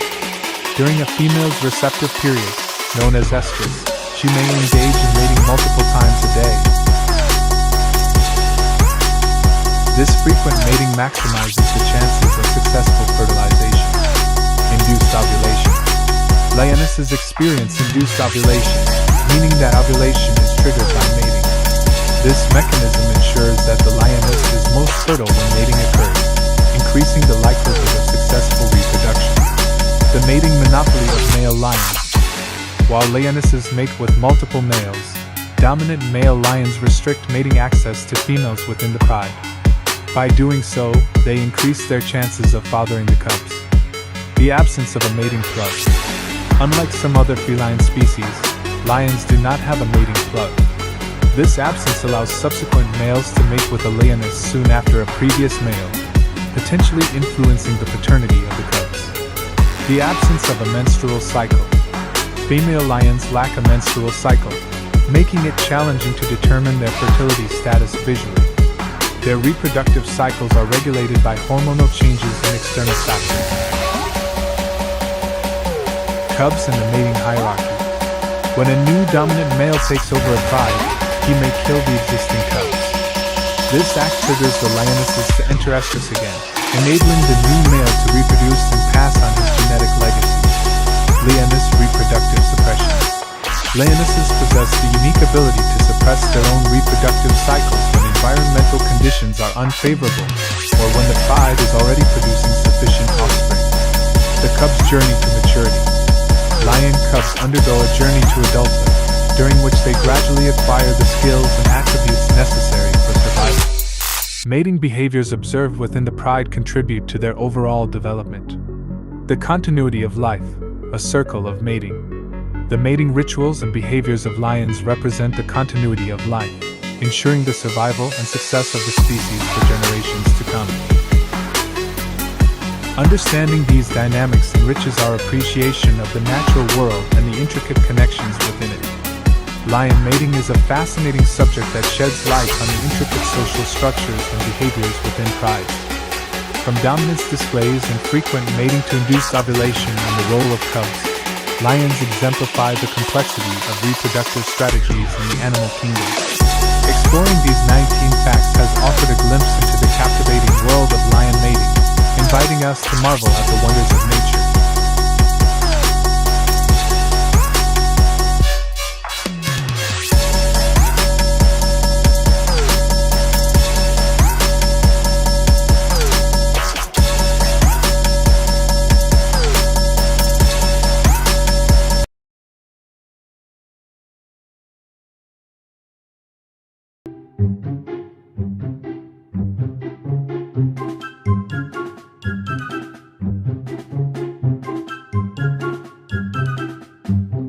Welcome, fellow animal enthusiasts, to the jungle gym of chimpanzee love. Today, we're venturing into the surprisingly unromantic world of chimpanzee mating, where things are more about power plays and quick encounters than candlelit dinners and rose petals. Before we swing into action, give this video a like below if you're ready for some laughs and unexpected facts about ape love. And if you haven't already, smash that subscribe button to join our troop of animal lovers. Forget Tinder and Bumble, chimps rely on their sense of smell to find a mate. The stronger the scent, the more desirable the chimp. It's like a natural cologne for these hairy jungle dwellers. Hey there, beautiful. I smell like the freshest bamboo leaves. Come sniff me. Yes, you heard right. Chimps use their powerful sense of smell to assess potential partners, and males, who are higher in dominance, often have the most potent aroma. But attracting attention isn't enough.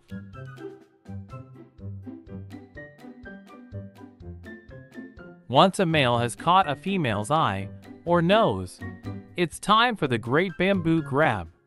These chimps aren't afraid to get physical, using their powerful claws to grab each other's branches and initiate the mating ritual.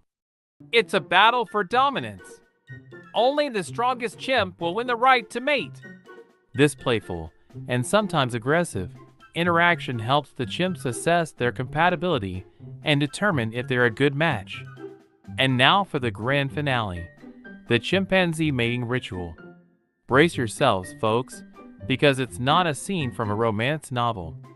It's more like a quick peck on the cheek, and they're on their way.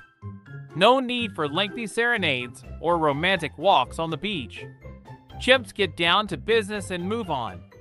This quick and efficient approach to mating helps avoid unnecessary competition and allows females to choose the most dominant and desirable males to father their offspring.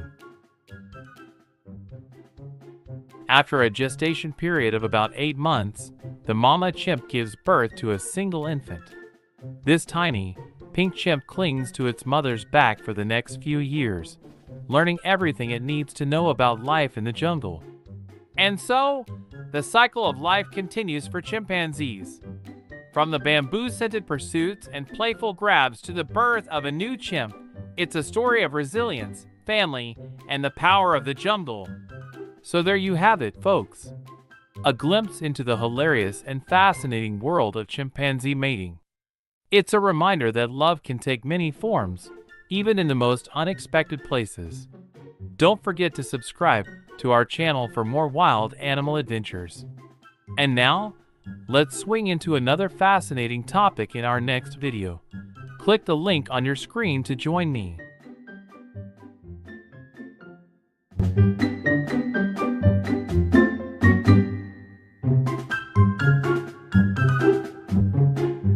Simple as this: put grass in front of cow, put bull behind cow. In other words, natural breeding is simply putting a herd bull out with a herd of cows or heifers and letting him do his job for a few weeks or couple months, then pulling him out again. Steps. 1. Purchase a good herd bull. Make sure the bull is a calving-ease bull if you are wanting to naturally breed heifers, or a herd bull that is selected to improve your cow herd, not disprove it. Look at the breed your cows are made up of and choose your bull from there. You may want to purchase a purebred bull to start a crossbreeding operation, or a bull of the same or similar breeding as your cows to get calves suitable for sale to market or as replacements. Whatever the choice, make sure it's a wise one that you won't regret during calving season. Conformation is extremely important in the selection of a good bull for your cows and heifers. If you get a bull that has poor conformation, he either won't last very long or will sire inferior calves. Purchase the bull a couple weeks or so before breeding season, especially if it's a yearling bull that has been on a feed testing station prior to being purchased. This way the bull can get used to your farm/ranch and you can start getting him on a proper roughage diet instead of the grain diet he's been tested on. The exception to this is if the bull has been tested on forage, not grain, which is becoming more and more commonplace due to need for more cattle to be raised on grass alone. Remember the bull-to-cow/heifer ratio when purchasing a bull. For most herds, the ratio is 1 bull to 25 to 50 cows, depending on the pasture size and age of the bull. Cow herds in large enclosures will often require a smaller bull-cow ratio than if that cow herd were in a smaller enclosure. Mature bulls tend to settle more cows than yearling or virgin bulls, so you will need to accommodate for that as well.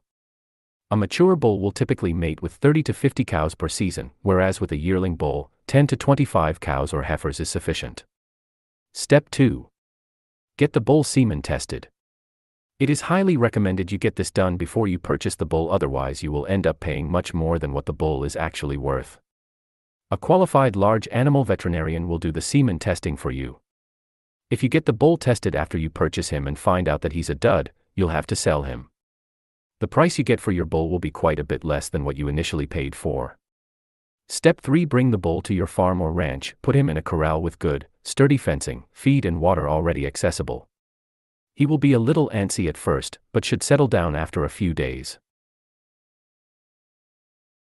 Depending on your herd health management criteria, you may want to or have to quarantine the bull to check for potential health concerns with sexually transmitted diseases such as trichomoniasis, bovine viral diarrhea, vibriosis, etc. If that's the case, you will have to quarantine the bull for 3 to 4 weeks prior to letting him in with your cows and or heifers to make sure he tests negative for any STDs that could cause damage to your herd. Step 4. Put him in with your cows or heifers at the start of breeding season.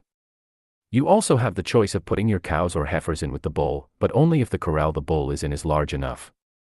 You don't want to have a pasture or corral that is too small that quickly turns into a dirt wallow, nor a pasture too big so that the bull gets too worn out or cannot successfully settle all your cows or heifers by himself. If the latter is the case, consider purchasing another bull, ideally one that is not the same age as the first one you purchased. Step 5. Keep the bull in for as long as your breeding season entails. This can range from 45 days to 120 days. Ideally, you should have your breeding season between 45 to 60 days, but of course this varies between farm to farm and ranch to ranch. Check the breeding herd regularly to check up on the bull's progress with breeding the cows/heifers. This way you can watch and see whether the bull is actively breeding his females or if he's more interested in the grass than his girls. Often spending time, at least a half hour to an hour, watching the herd will give you a good idea of how well and how interested your bull is in your cows. If you're finding that your new bull isn't really doing much or anything, you can hypothesize that either he is a night rider, he chooses to be more active breeding his girls at night, has some sort of injury you haven't noticed yet that is inhibiting his breeding ability, or is simply not interested. Some producers call these sort of bulls gay bulls or gay breeders. Step 6. At the end of the breeding season, remove the cows from the bull. The best and safest way to pull the bull from the herd is not to remove the bull himself from the herd, but to pull the cows from the bull. You can do this by herding the entire herd into the bull's pen, then herding the cows out, leaving the bull in the pen. Some producers choose to leave the bull with the cows until the start of the calving season so that he isn't going to be alone for most of the year.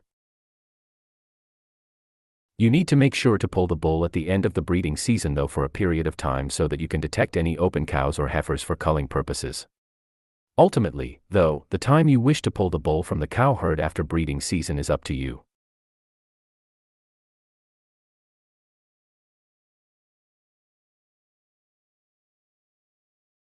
Why do lions mate so many times? Get the facts. Lions have an extremely high sex drive, which is necessary for breeding purposes. Male lions will not let female lions out of their sight for very long because they know they will likely mate with other males. During mating season, male lions are highly competitive and are usually determined to be the dominant ones in the pride. Mating multiple times helps the male lions ensure that they are the dominant ones and father as many cubs as possible. It is also beneficial for female lions to mate with multiple males. The female lion increases her chances of having successful pregnancies and healthy cubs by breeding numerous males. There are many theories to answer this question. The most popular one is that lions want to increase their fathering offspring. Another theory is that mating with as many females increases his chances of finding a fertile one.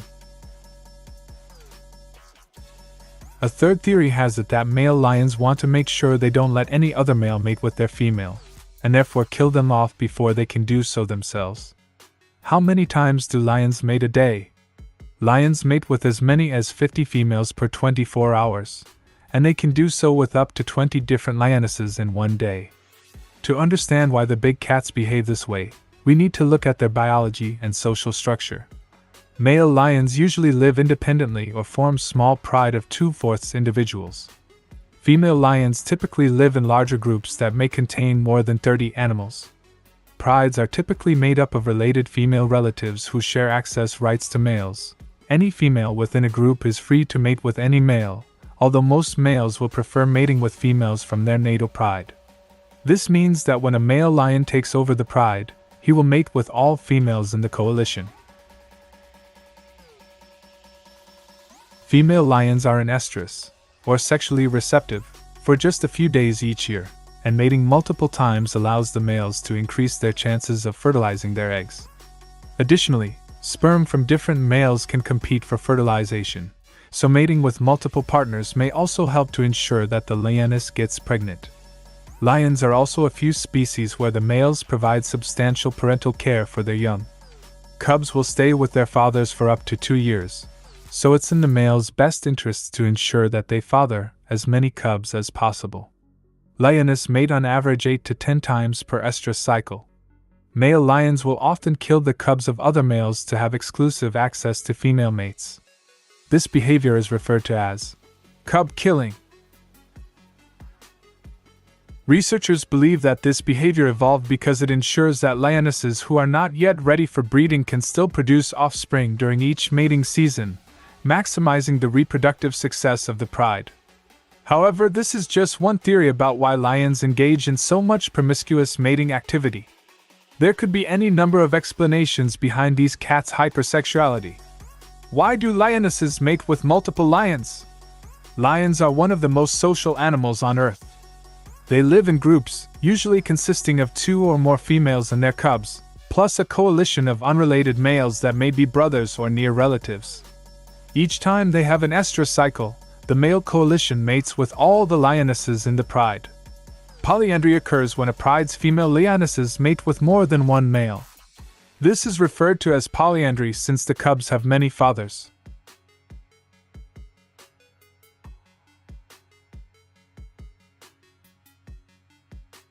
There are many theories about why lions mate so often to ensure every female gets pregnant, for example, but no one knows why these giant cats do it this way. One theory is that when food is scarce, as it often is during dry seasons or droughts, then the pride as a whole is more likely to survive if there are lots of babies around. The cub's father doesn't matter as long as they're all healthy and can help scavenge food. Another theory suggests that by mating with multiple males, the lioness increases her chances of having genetically diverse offspring better suited to survive in a harsh environment. Whatever the reason, it's clear that polyandry is a successful reproductive strategy for lions. In fact, it's been estimated that up to 90% of all lion cubs are born due to multiple paternity. Do male lions mate with all the females? In the animal kingdom, males often mate with many females. Lions are no exception to this rule of nature. In fact, male lions have been known to breed as many as 50 times a day. This is because lionesses can't always produce enough milk for their cubs, so they need help from other female lions to nurse them. Male lions also increase their chances of passing on their genes by mating with more than one female. It has even been suggested that there are so few male lions compared to lionesses because they spend too much time mating instead of hunting food for themselves and their brothers in arms. Do lions have one mate for life? No, lions do not have one mate for life.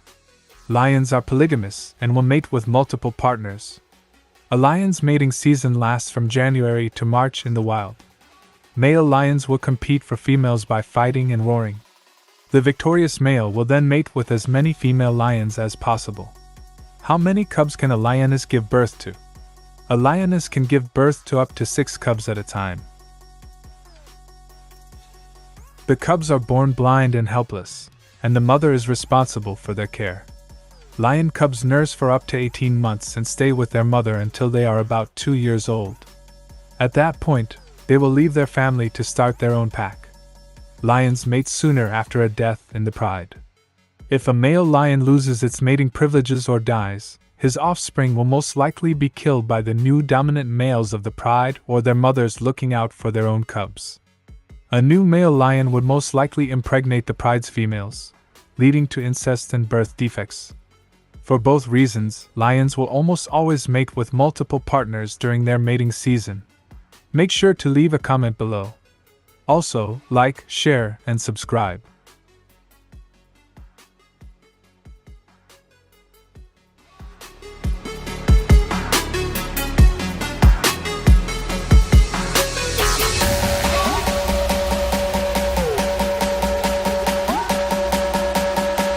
In liquid nitrogen and stored for future use, or simply to evaluate the quality and quantity of sperm being produced. A single semen sample may not be representative of a male's semen quality. We recommend collecting multiple samples several days to weeks apart to evaluate any abnormalities. Collection. Prior to collecting the male, we attempt to reduce the stress associated with being at the veterinary clinic by minimizing aversive stimulation, taking rectal temperatures or performing rectal exams, drawing blood. We may use pheromones from a bitch in heat or, if available, allow the male to interact with a bitch in heat to aid in stimulating the male, but this is not necessary. We place a latex artificial vagina, AV, over the male's penis and manually stimulate him. A test tube is attached to the end of the AV to collect the semen. There are 3 parts to a normal male dog's ejaculate. The first and third portions are prostatic fluid and aid in transport of the second sperm-rich portion through the female's reproductive tract. However, in a test tube the prostatic fluid is detrimental to the sperm and must be collected in separate tubes. Therefore, the tubes are switched during the stages of the male's ejaculation, fractionation. Evaluation. The sperm-rich fraction of the ejaculate is evaluated both immediately in the exam room and later in the laboratory. The semen is evaluated for volume and color. Most dogs produce between 0.5 and 1.5 milliliters of the sperm-rich fraction of semen, and it should be white to opalescent. Even in the absence of prostatic fluid, sperm do not live long in a test tube. Therefore, the semen sample is evaluated in the exam room for the percentage of sperm that are moving, motility, and the percentage of sperm that are moving in one direction, progressive motility. An initial estimation of sperm morphology is performed. Later, in the laboratory, the quantity of sperm in the sample, concentration or sperm count, is determined and any morphologic abnormalities are evaluated. It is important to classify the types of abnormalities, as some changes occur during sperm formation in the testes and others occur during transit/maturation in the epididyme. Some morphologic changes are iatrogenic, caused during collection or processing. Finally, the semen is evaluated for other cell types, particularly bacteria or blood cells that may indicate infection or inflammation in the male reproductive tract. Normal sperm values. Concentration equals 200-400 plus x 106 sperm per ejaculate. Progressive motility greater than 70%. Normal morphology greater than 70%.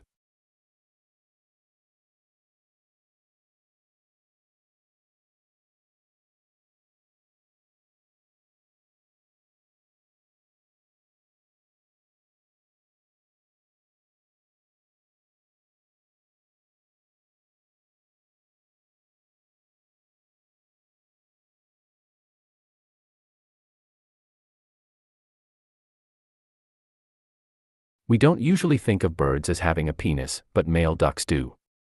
An external sex organ allows them to potentially have more successful sperm transfer. However, ducks can become very aggressive during mating season, and if they try to force a female duck to mate with them, their rate of successful sperm transfer is very low. Unlike how do birds mate in thorough external fertilization, ducks breed through internal fertilization. The strange part is that males have a corkscrew-shaped penis. A female's vaginal canal is even more intricate. The complexity of the organs ensures that the female chooses who fertilizes her eggs. The act of duck reproduction is an interesting one.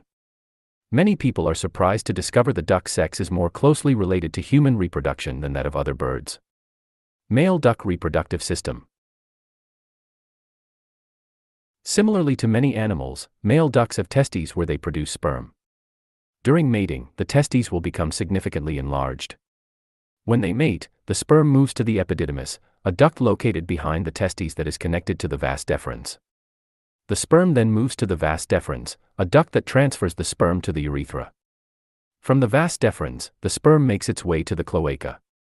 Unlike most birds, male ducks do actually have a phallus. Most birds mate by external fertilization, transferring sperm through the rubbing of their cloacas. However, ducks reproduce via internal fertilization by their phallus appendage.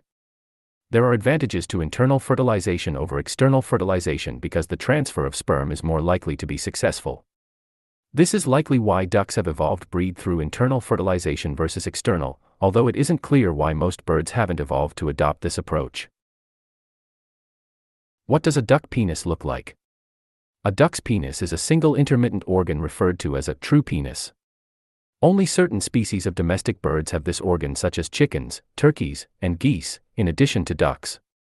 There is a shaft around the duck's penis, and it is visually unique when it is not erect. When not erect, the penis is coiled along the wall of the cloaca, taking on a corkscrew-type shape. Researchers believe that when the penis becomes erect, it does so with lymph. The erection is not supported by blood or muscle like in most mammal species. When a duck develops an erection, it causes the phallus to bend forward, moving away from the cloaca. This all happens quickly because there is nothing to support the duck's erection, so reproduction can occur in just a fraction of a second. As the duck becomes aroused, the sperm will travel through the penis along its corkscrew shape. It takes the same amount of time for the sperm to travel through the penis as it does for the penis to extend. What makes a duck's penis even weirder is how large it is. Ducks have extraordinarily long phalluses in comparison to their bodies. In fact, some ducks may have a phallus that is as long as 15.7 in, 40 centimeters, and some may be longer than the duck's body itself. Female duck reproductive system. Just as male ducks have a complicated corkscrew-shaped penis, the female's reproductive system is just as complicated. In most birds, the oviduct is just a simple tube, but most birds breed through external reproduction rather than internal reproduction like ducks do. The vaginal tract. In female ducks, the vaginal canal is not a simple tube.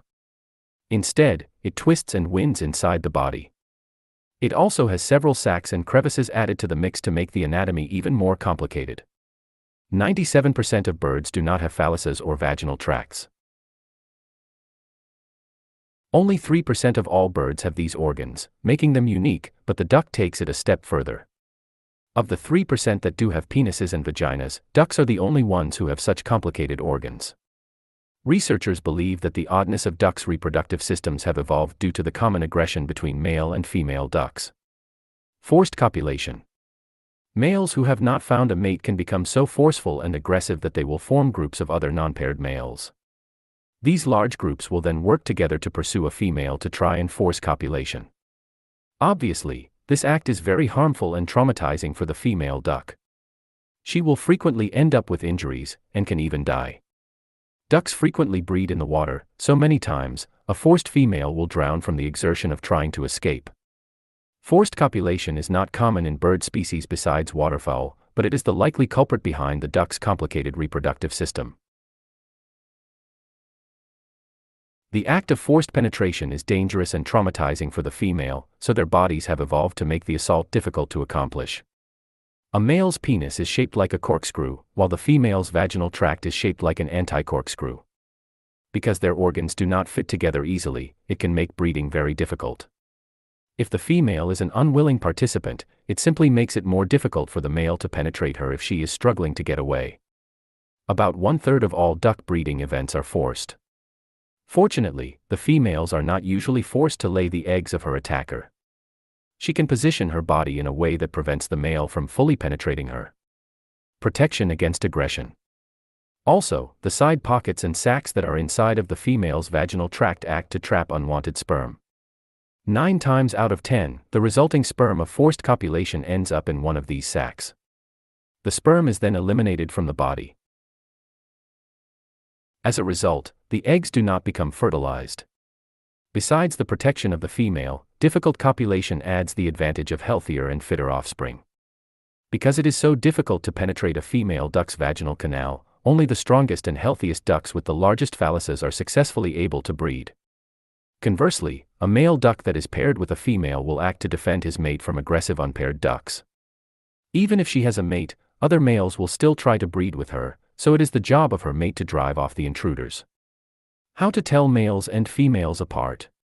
It is not always obvious which ducks are male and female, especially if you're not all that familiar with waterfowl. Looking at their reproductive organs is not always a good way to differentiate between the sexes because they will generally look the same. A male duck's penis is usually held within the body, so you'll only see it when they are in the act of mating. Most species of ducks are sexually dimorphic, meaning that the males and females will look different in appearance. Just like with most birds, most male ducks are more brightly colored than the females, so this is usually an indication of their sex. In general, male ducks will be larger in body and will have larger heads and necks. However, there are some species of ducks that are not sexually dimorphic, and they can be more difficult to tell apart. When this is the case, you will need to closely inspect their vent, or their reproductive opening, to determine the sex. Sometimes, you can also tell the sex by the call of the duck. Females and males often sound different, so you can listen for their quack to tell their sex. How do ducks get pregnant? Ducks breed through the act of internal fertilization when the male inserts his penis into the female's oviduct. The sperm is transferred from his testes to her oviduct where it can fertilize the eggs. The eggs become fertilized once the sperm penetrates the eggs.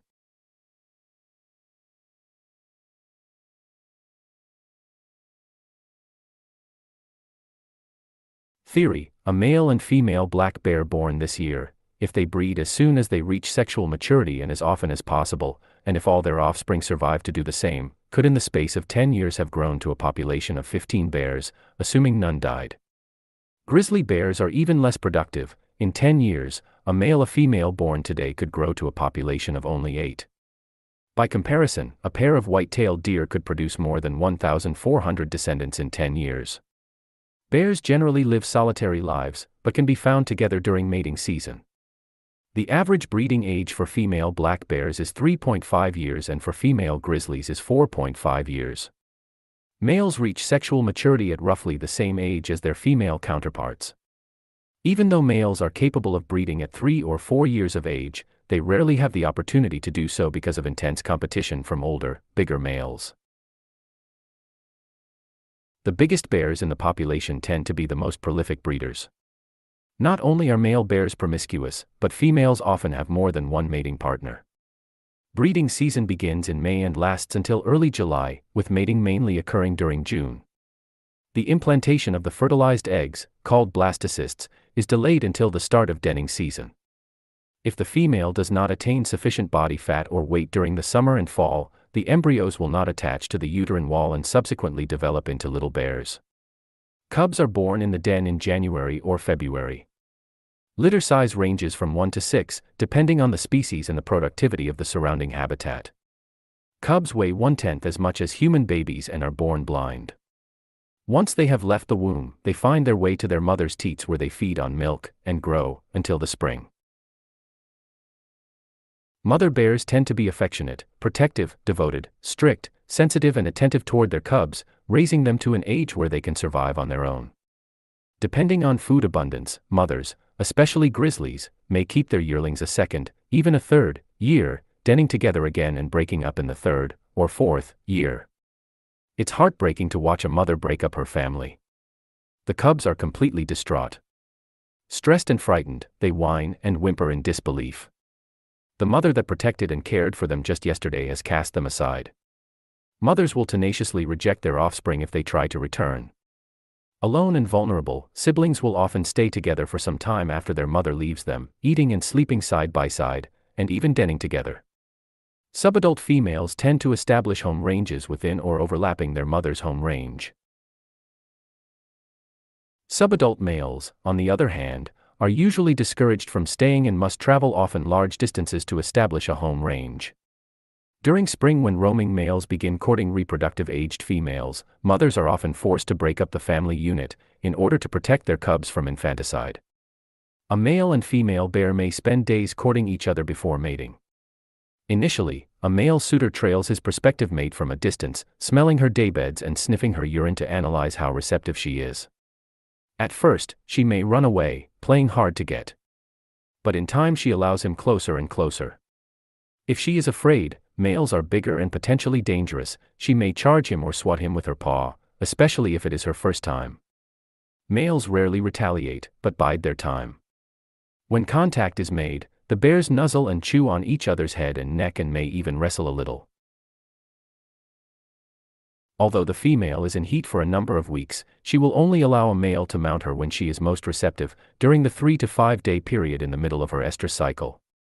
During mating, the male and female become almost inseparable, mating repeatedly in the ensuing days.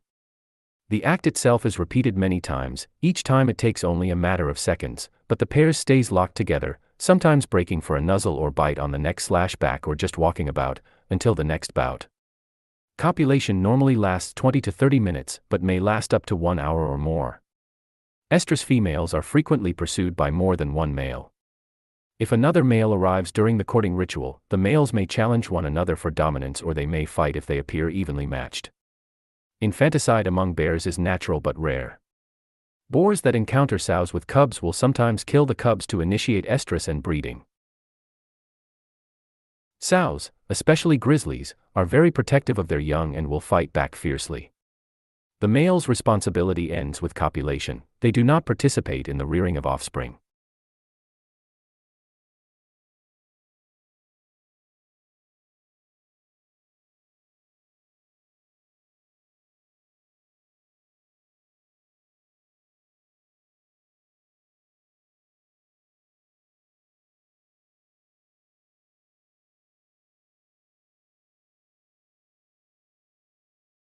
Surprised and entertained as we debunk the myth of the panda as a cuddly love machine and discover the hilarious reality of their mating rituals.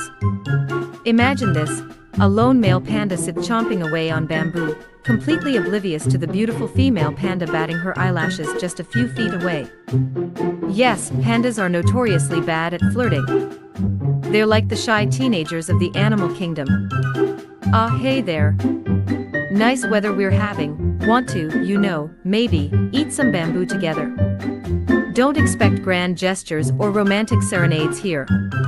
Pandas are all about efficiency. They're like, let's get this over with and get back to eating bamboo.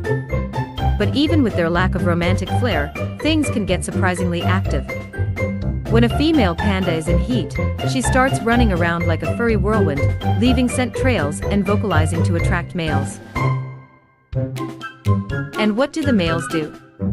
They chase after her, of course. The chase is on. Only the fastest panda will win the right to mate. This chase isn't just about speed, it's about stamina. Pandas may look cute and cuddly, but they can be surprisingly athletic when they want to be. After all that excitement, the actual mating process is surprisingly quick and, well, unromantic. The pair will lie side by side, munching on bamboo with minimal interaction. It's like, okay, we're done. Now where's the next bamboo shoot? Don't worry, panda fans, there's still a bit of affection involved. Pandas will sometimes nuzzle each other and groom each other's fur, showing a level of tenderness that might surprise you. After a gestation period of about 120 days, the panda mama gives birth to a single cub. This tiny, pink, and blind creature is the size of a stick of butter and depends entirely on its mother for survival. And so, the cycle continues. From the awkward chases and bamboo-filled pillow talk to the birth of adorable cubs, it's a story that's both funny and heartwarming. So there you have it, folks. A glimpse into the surprising and not-so-passionate world of panda mating. It's a reminder that love comes in all shapes and sizes, even for these bamboo-obsessed creatures. And next time you see a panda, remember they may seem aloof and unromantic, but deep down, there's a heart of gold, or should we say bamboo, beating inside them.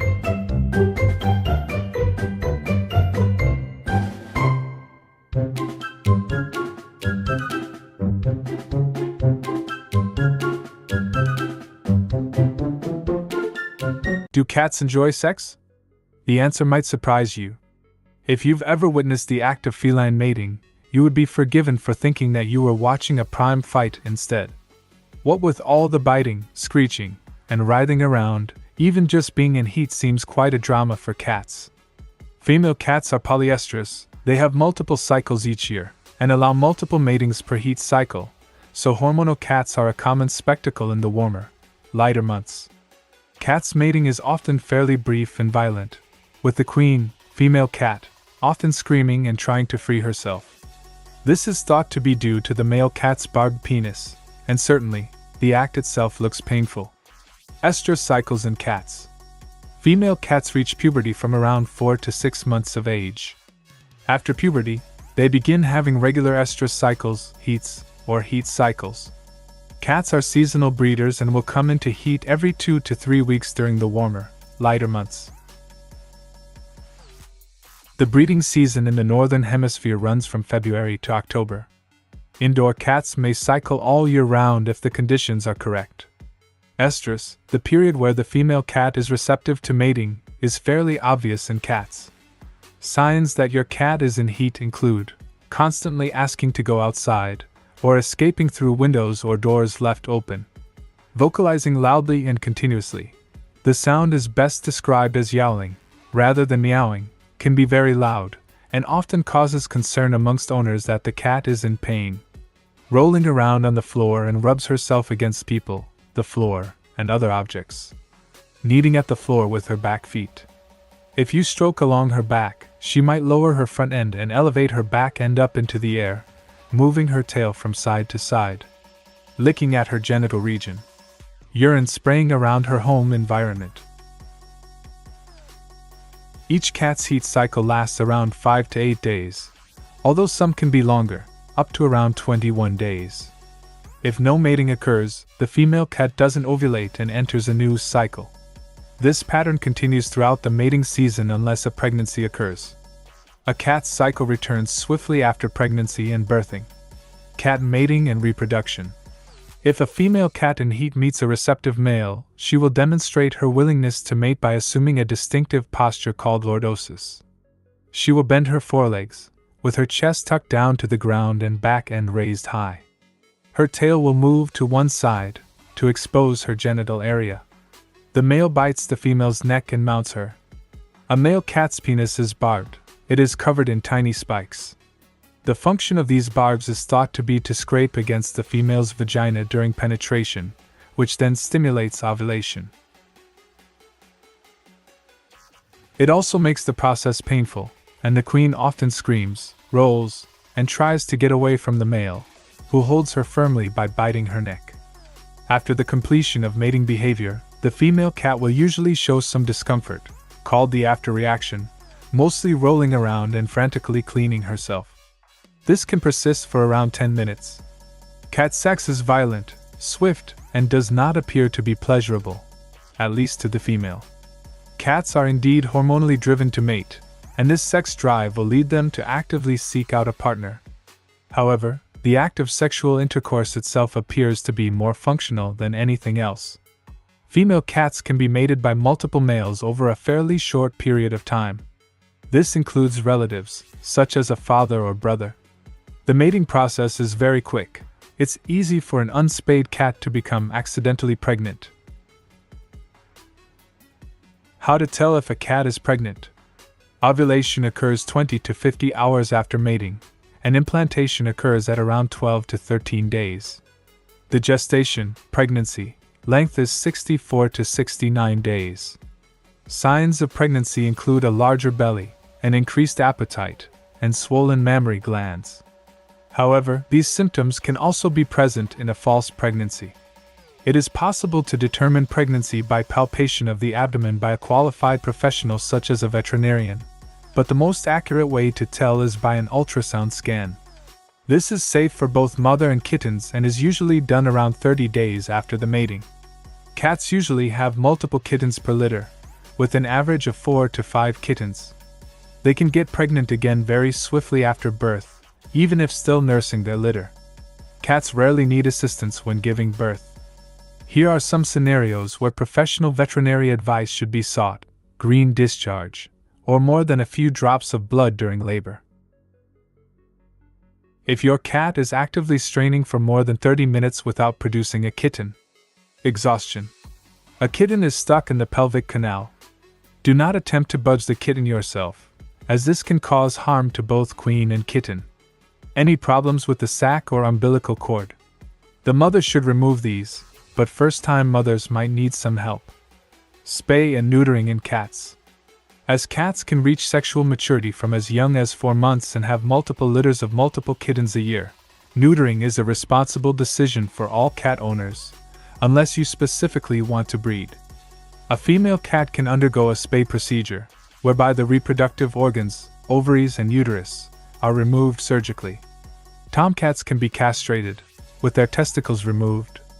This quick surgery removes the organs necessary for procreation but also removes the hormonal influences leading to the behavioral changes seen.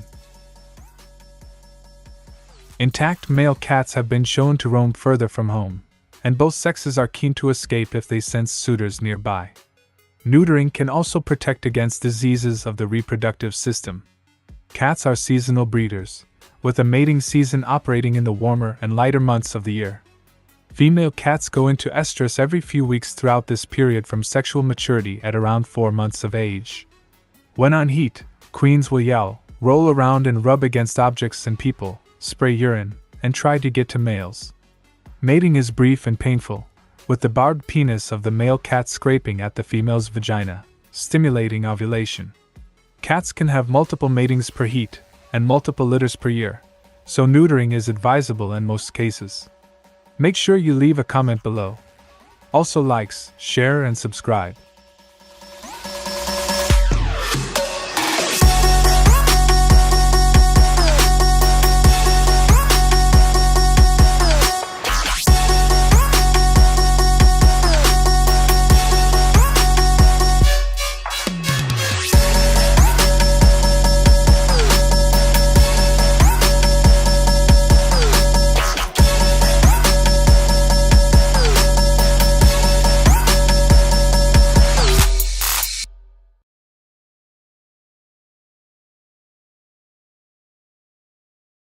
Female is receptive and ready to mate. She stands still and allows the male to approach her. He mounts her from the rear, with both female and male facing in the same direction, and inserts his penis into her vagina. When mating ends, he withdraws and backs away. The timing of mating is wholly dependent on when the female is ready and willing. The female cycle. The female reproductive cycle doesn't have any relationship to season, so the species can mate at any time of year. Female giraffes go into estrus, when they ovulate, every 2 weeks year-round. When this happens, she produces chemicals called pheromones that send strong signals to males, letting them know she's ready. Male giraffes spend much of their time wandering in search of these tantalizing scents. Finding a mate. When a male giraffe finds a female giraffe in estrus, he nudges her rear end with his nose to encourage her to urinate. The male tastes the urine, checking for signals that she's ready to mate. If things look promising, he follows the female around until she stands still, indicating that the time is right. Occasionally, the male might be anxious and try too soon, but the female just walks away until she's made a positive decision. Sometimes this goes on for hours or even days, and occasionally nothing happens until another, more desirable male appears. She may go up to the new arrival and rub her neck on his, indicating her preference. Often a female giraffe chooses the most dominant giraffe available as a partner, possibly helping strengthening the genes passed to her young. Pregnancy. If the female giraffe conceives, her pregnancy lasts for about 14.5 months. She gives birth to her baby standing up, so the newborn's first experience is to fall the long distance to the ground as it leaves its mother's womb. The baby giraffe quickly recovers from this tumble and is up and walking around within an hour. Because the male giraffe leaves after mating, the job of raising and caring for the new baby giraffe falls to the mother.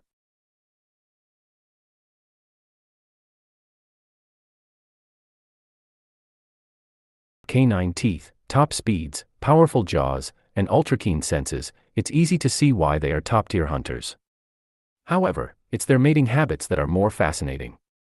Do wolves mate for life? How does a wolf mark its mate? What happens if a wolf rejects its mate? Here, we analyze the wolves' mating behavior and answer all the questions that you may have on this front. Wolves' mating season. Most wolf species mate between January and April, late winter to early spring. Male wolves can breed all year round. On the contrary, the alpha female usually has only 5 to 7 days of estrus, so everything has to happen quickly. The mating partners even move away from the rest of the pack to avoid interruption. Wolves' mating habits and rituals. Marking a mating partner is one of the mating rituals of wolves. When the alpha male seeks a partner, he will sniff the female's genitals. Females release sex hormones known as pheromones when they are ready to breed. If an alpha male doesn't smell these hormones, he waits or finds a new mate. Some species, such as the werewolves, mark their mating partners by biting them between the shoulder and the neck.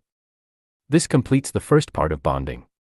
The emotions might be in check, but the thoughts are also important. Mating partners play with each other to read each other's thoughts. They bond by grooming each other, licking their faces, and performing special mating dances, for the alpha males.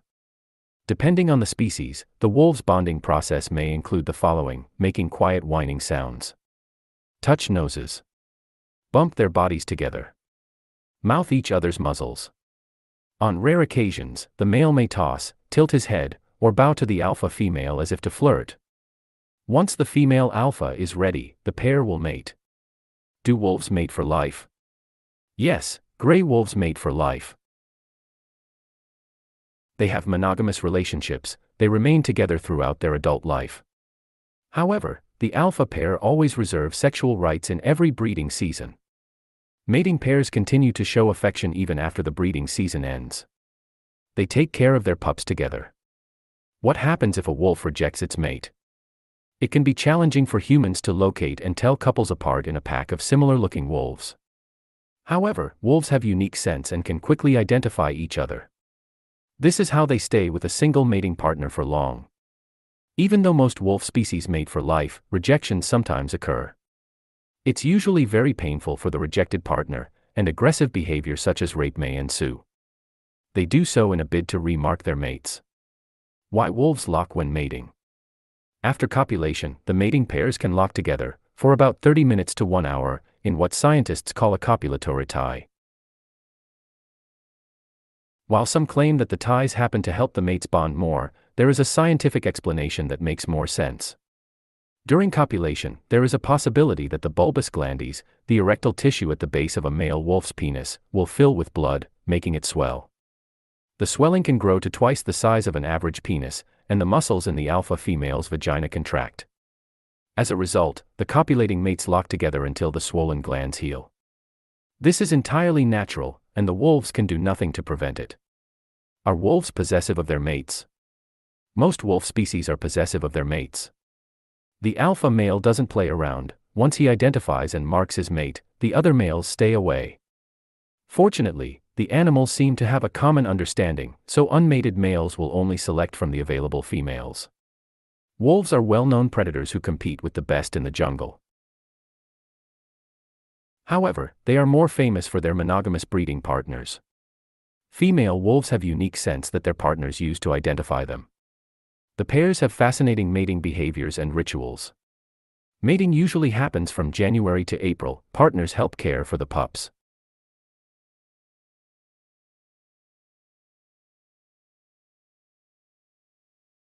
Domestic sheep reproduction. Domestic sheep reproduce sexually much like other mammals, and their reproductive strategy is furthermore very similar to other domestic herd animals. A flock of sheep is generally mated by a single ram, which has either been chosen by a farmer or has established dominance through physical contests with other rams, in feral populations. Most sheep have a breeding season, tupping, in the autumn, though some are able to breed year-round. Largely as a result of the influence of humans in sheep breeding, ewes often produce multiple lambs. This increase in the lamb births, both in number and birth weight, may cause problems in delivery and lamb survival, requiring the intervention of shepherds. Sexual behavior. Ewes generally reach sexual maturity at 6 to 8 months of age, and rams generally at 4 to 6. Ram lambs have occasionally been known to impregnate their mothers at 2 months. Sheep are seasonally polyoestrous animals. Ewes enter into estrus cycles about every 17 days, which last for approximately 30 hours. In addition to emitting a scent, they indicate readiness through physical displays towards rams. The phenomenon of the free martin, a female bovine that is behaviorally masculine and lacks functioning ovaries, is commonly associated with cattle, but does occur to some extent in sheep. The instance of free martins in sheep may be increasing in concert with the rise in twinning. Free martins are the result of male-female twin combinations. The flamen response is exhibited by rams when they smell the urine of a ewe in estrus. The vomeronasal organ has receptors which detect the estrogens in the ewe's urine.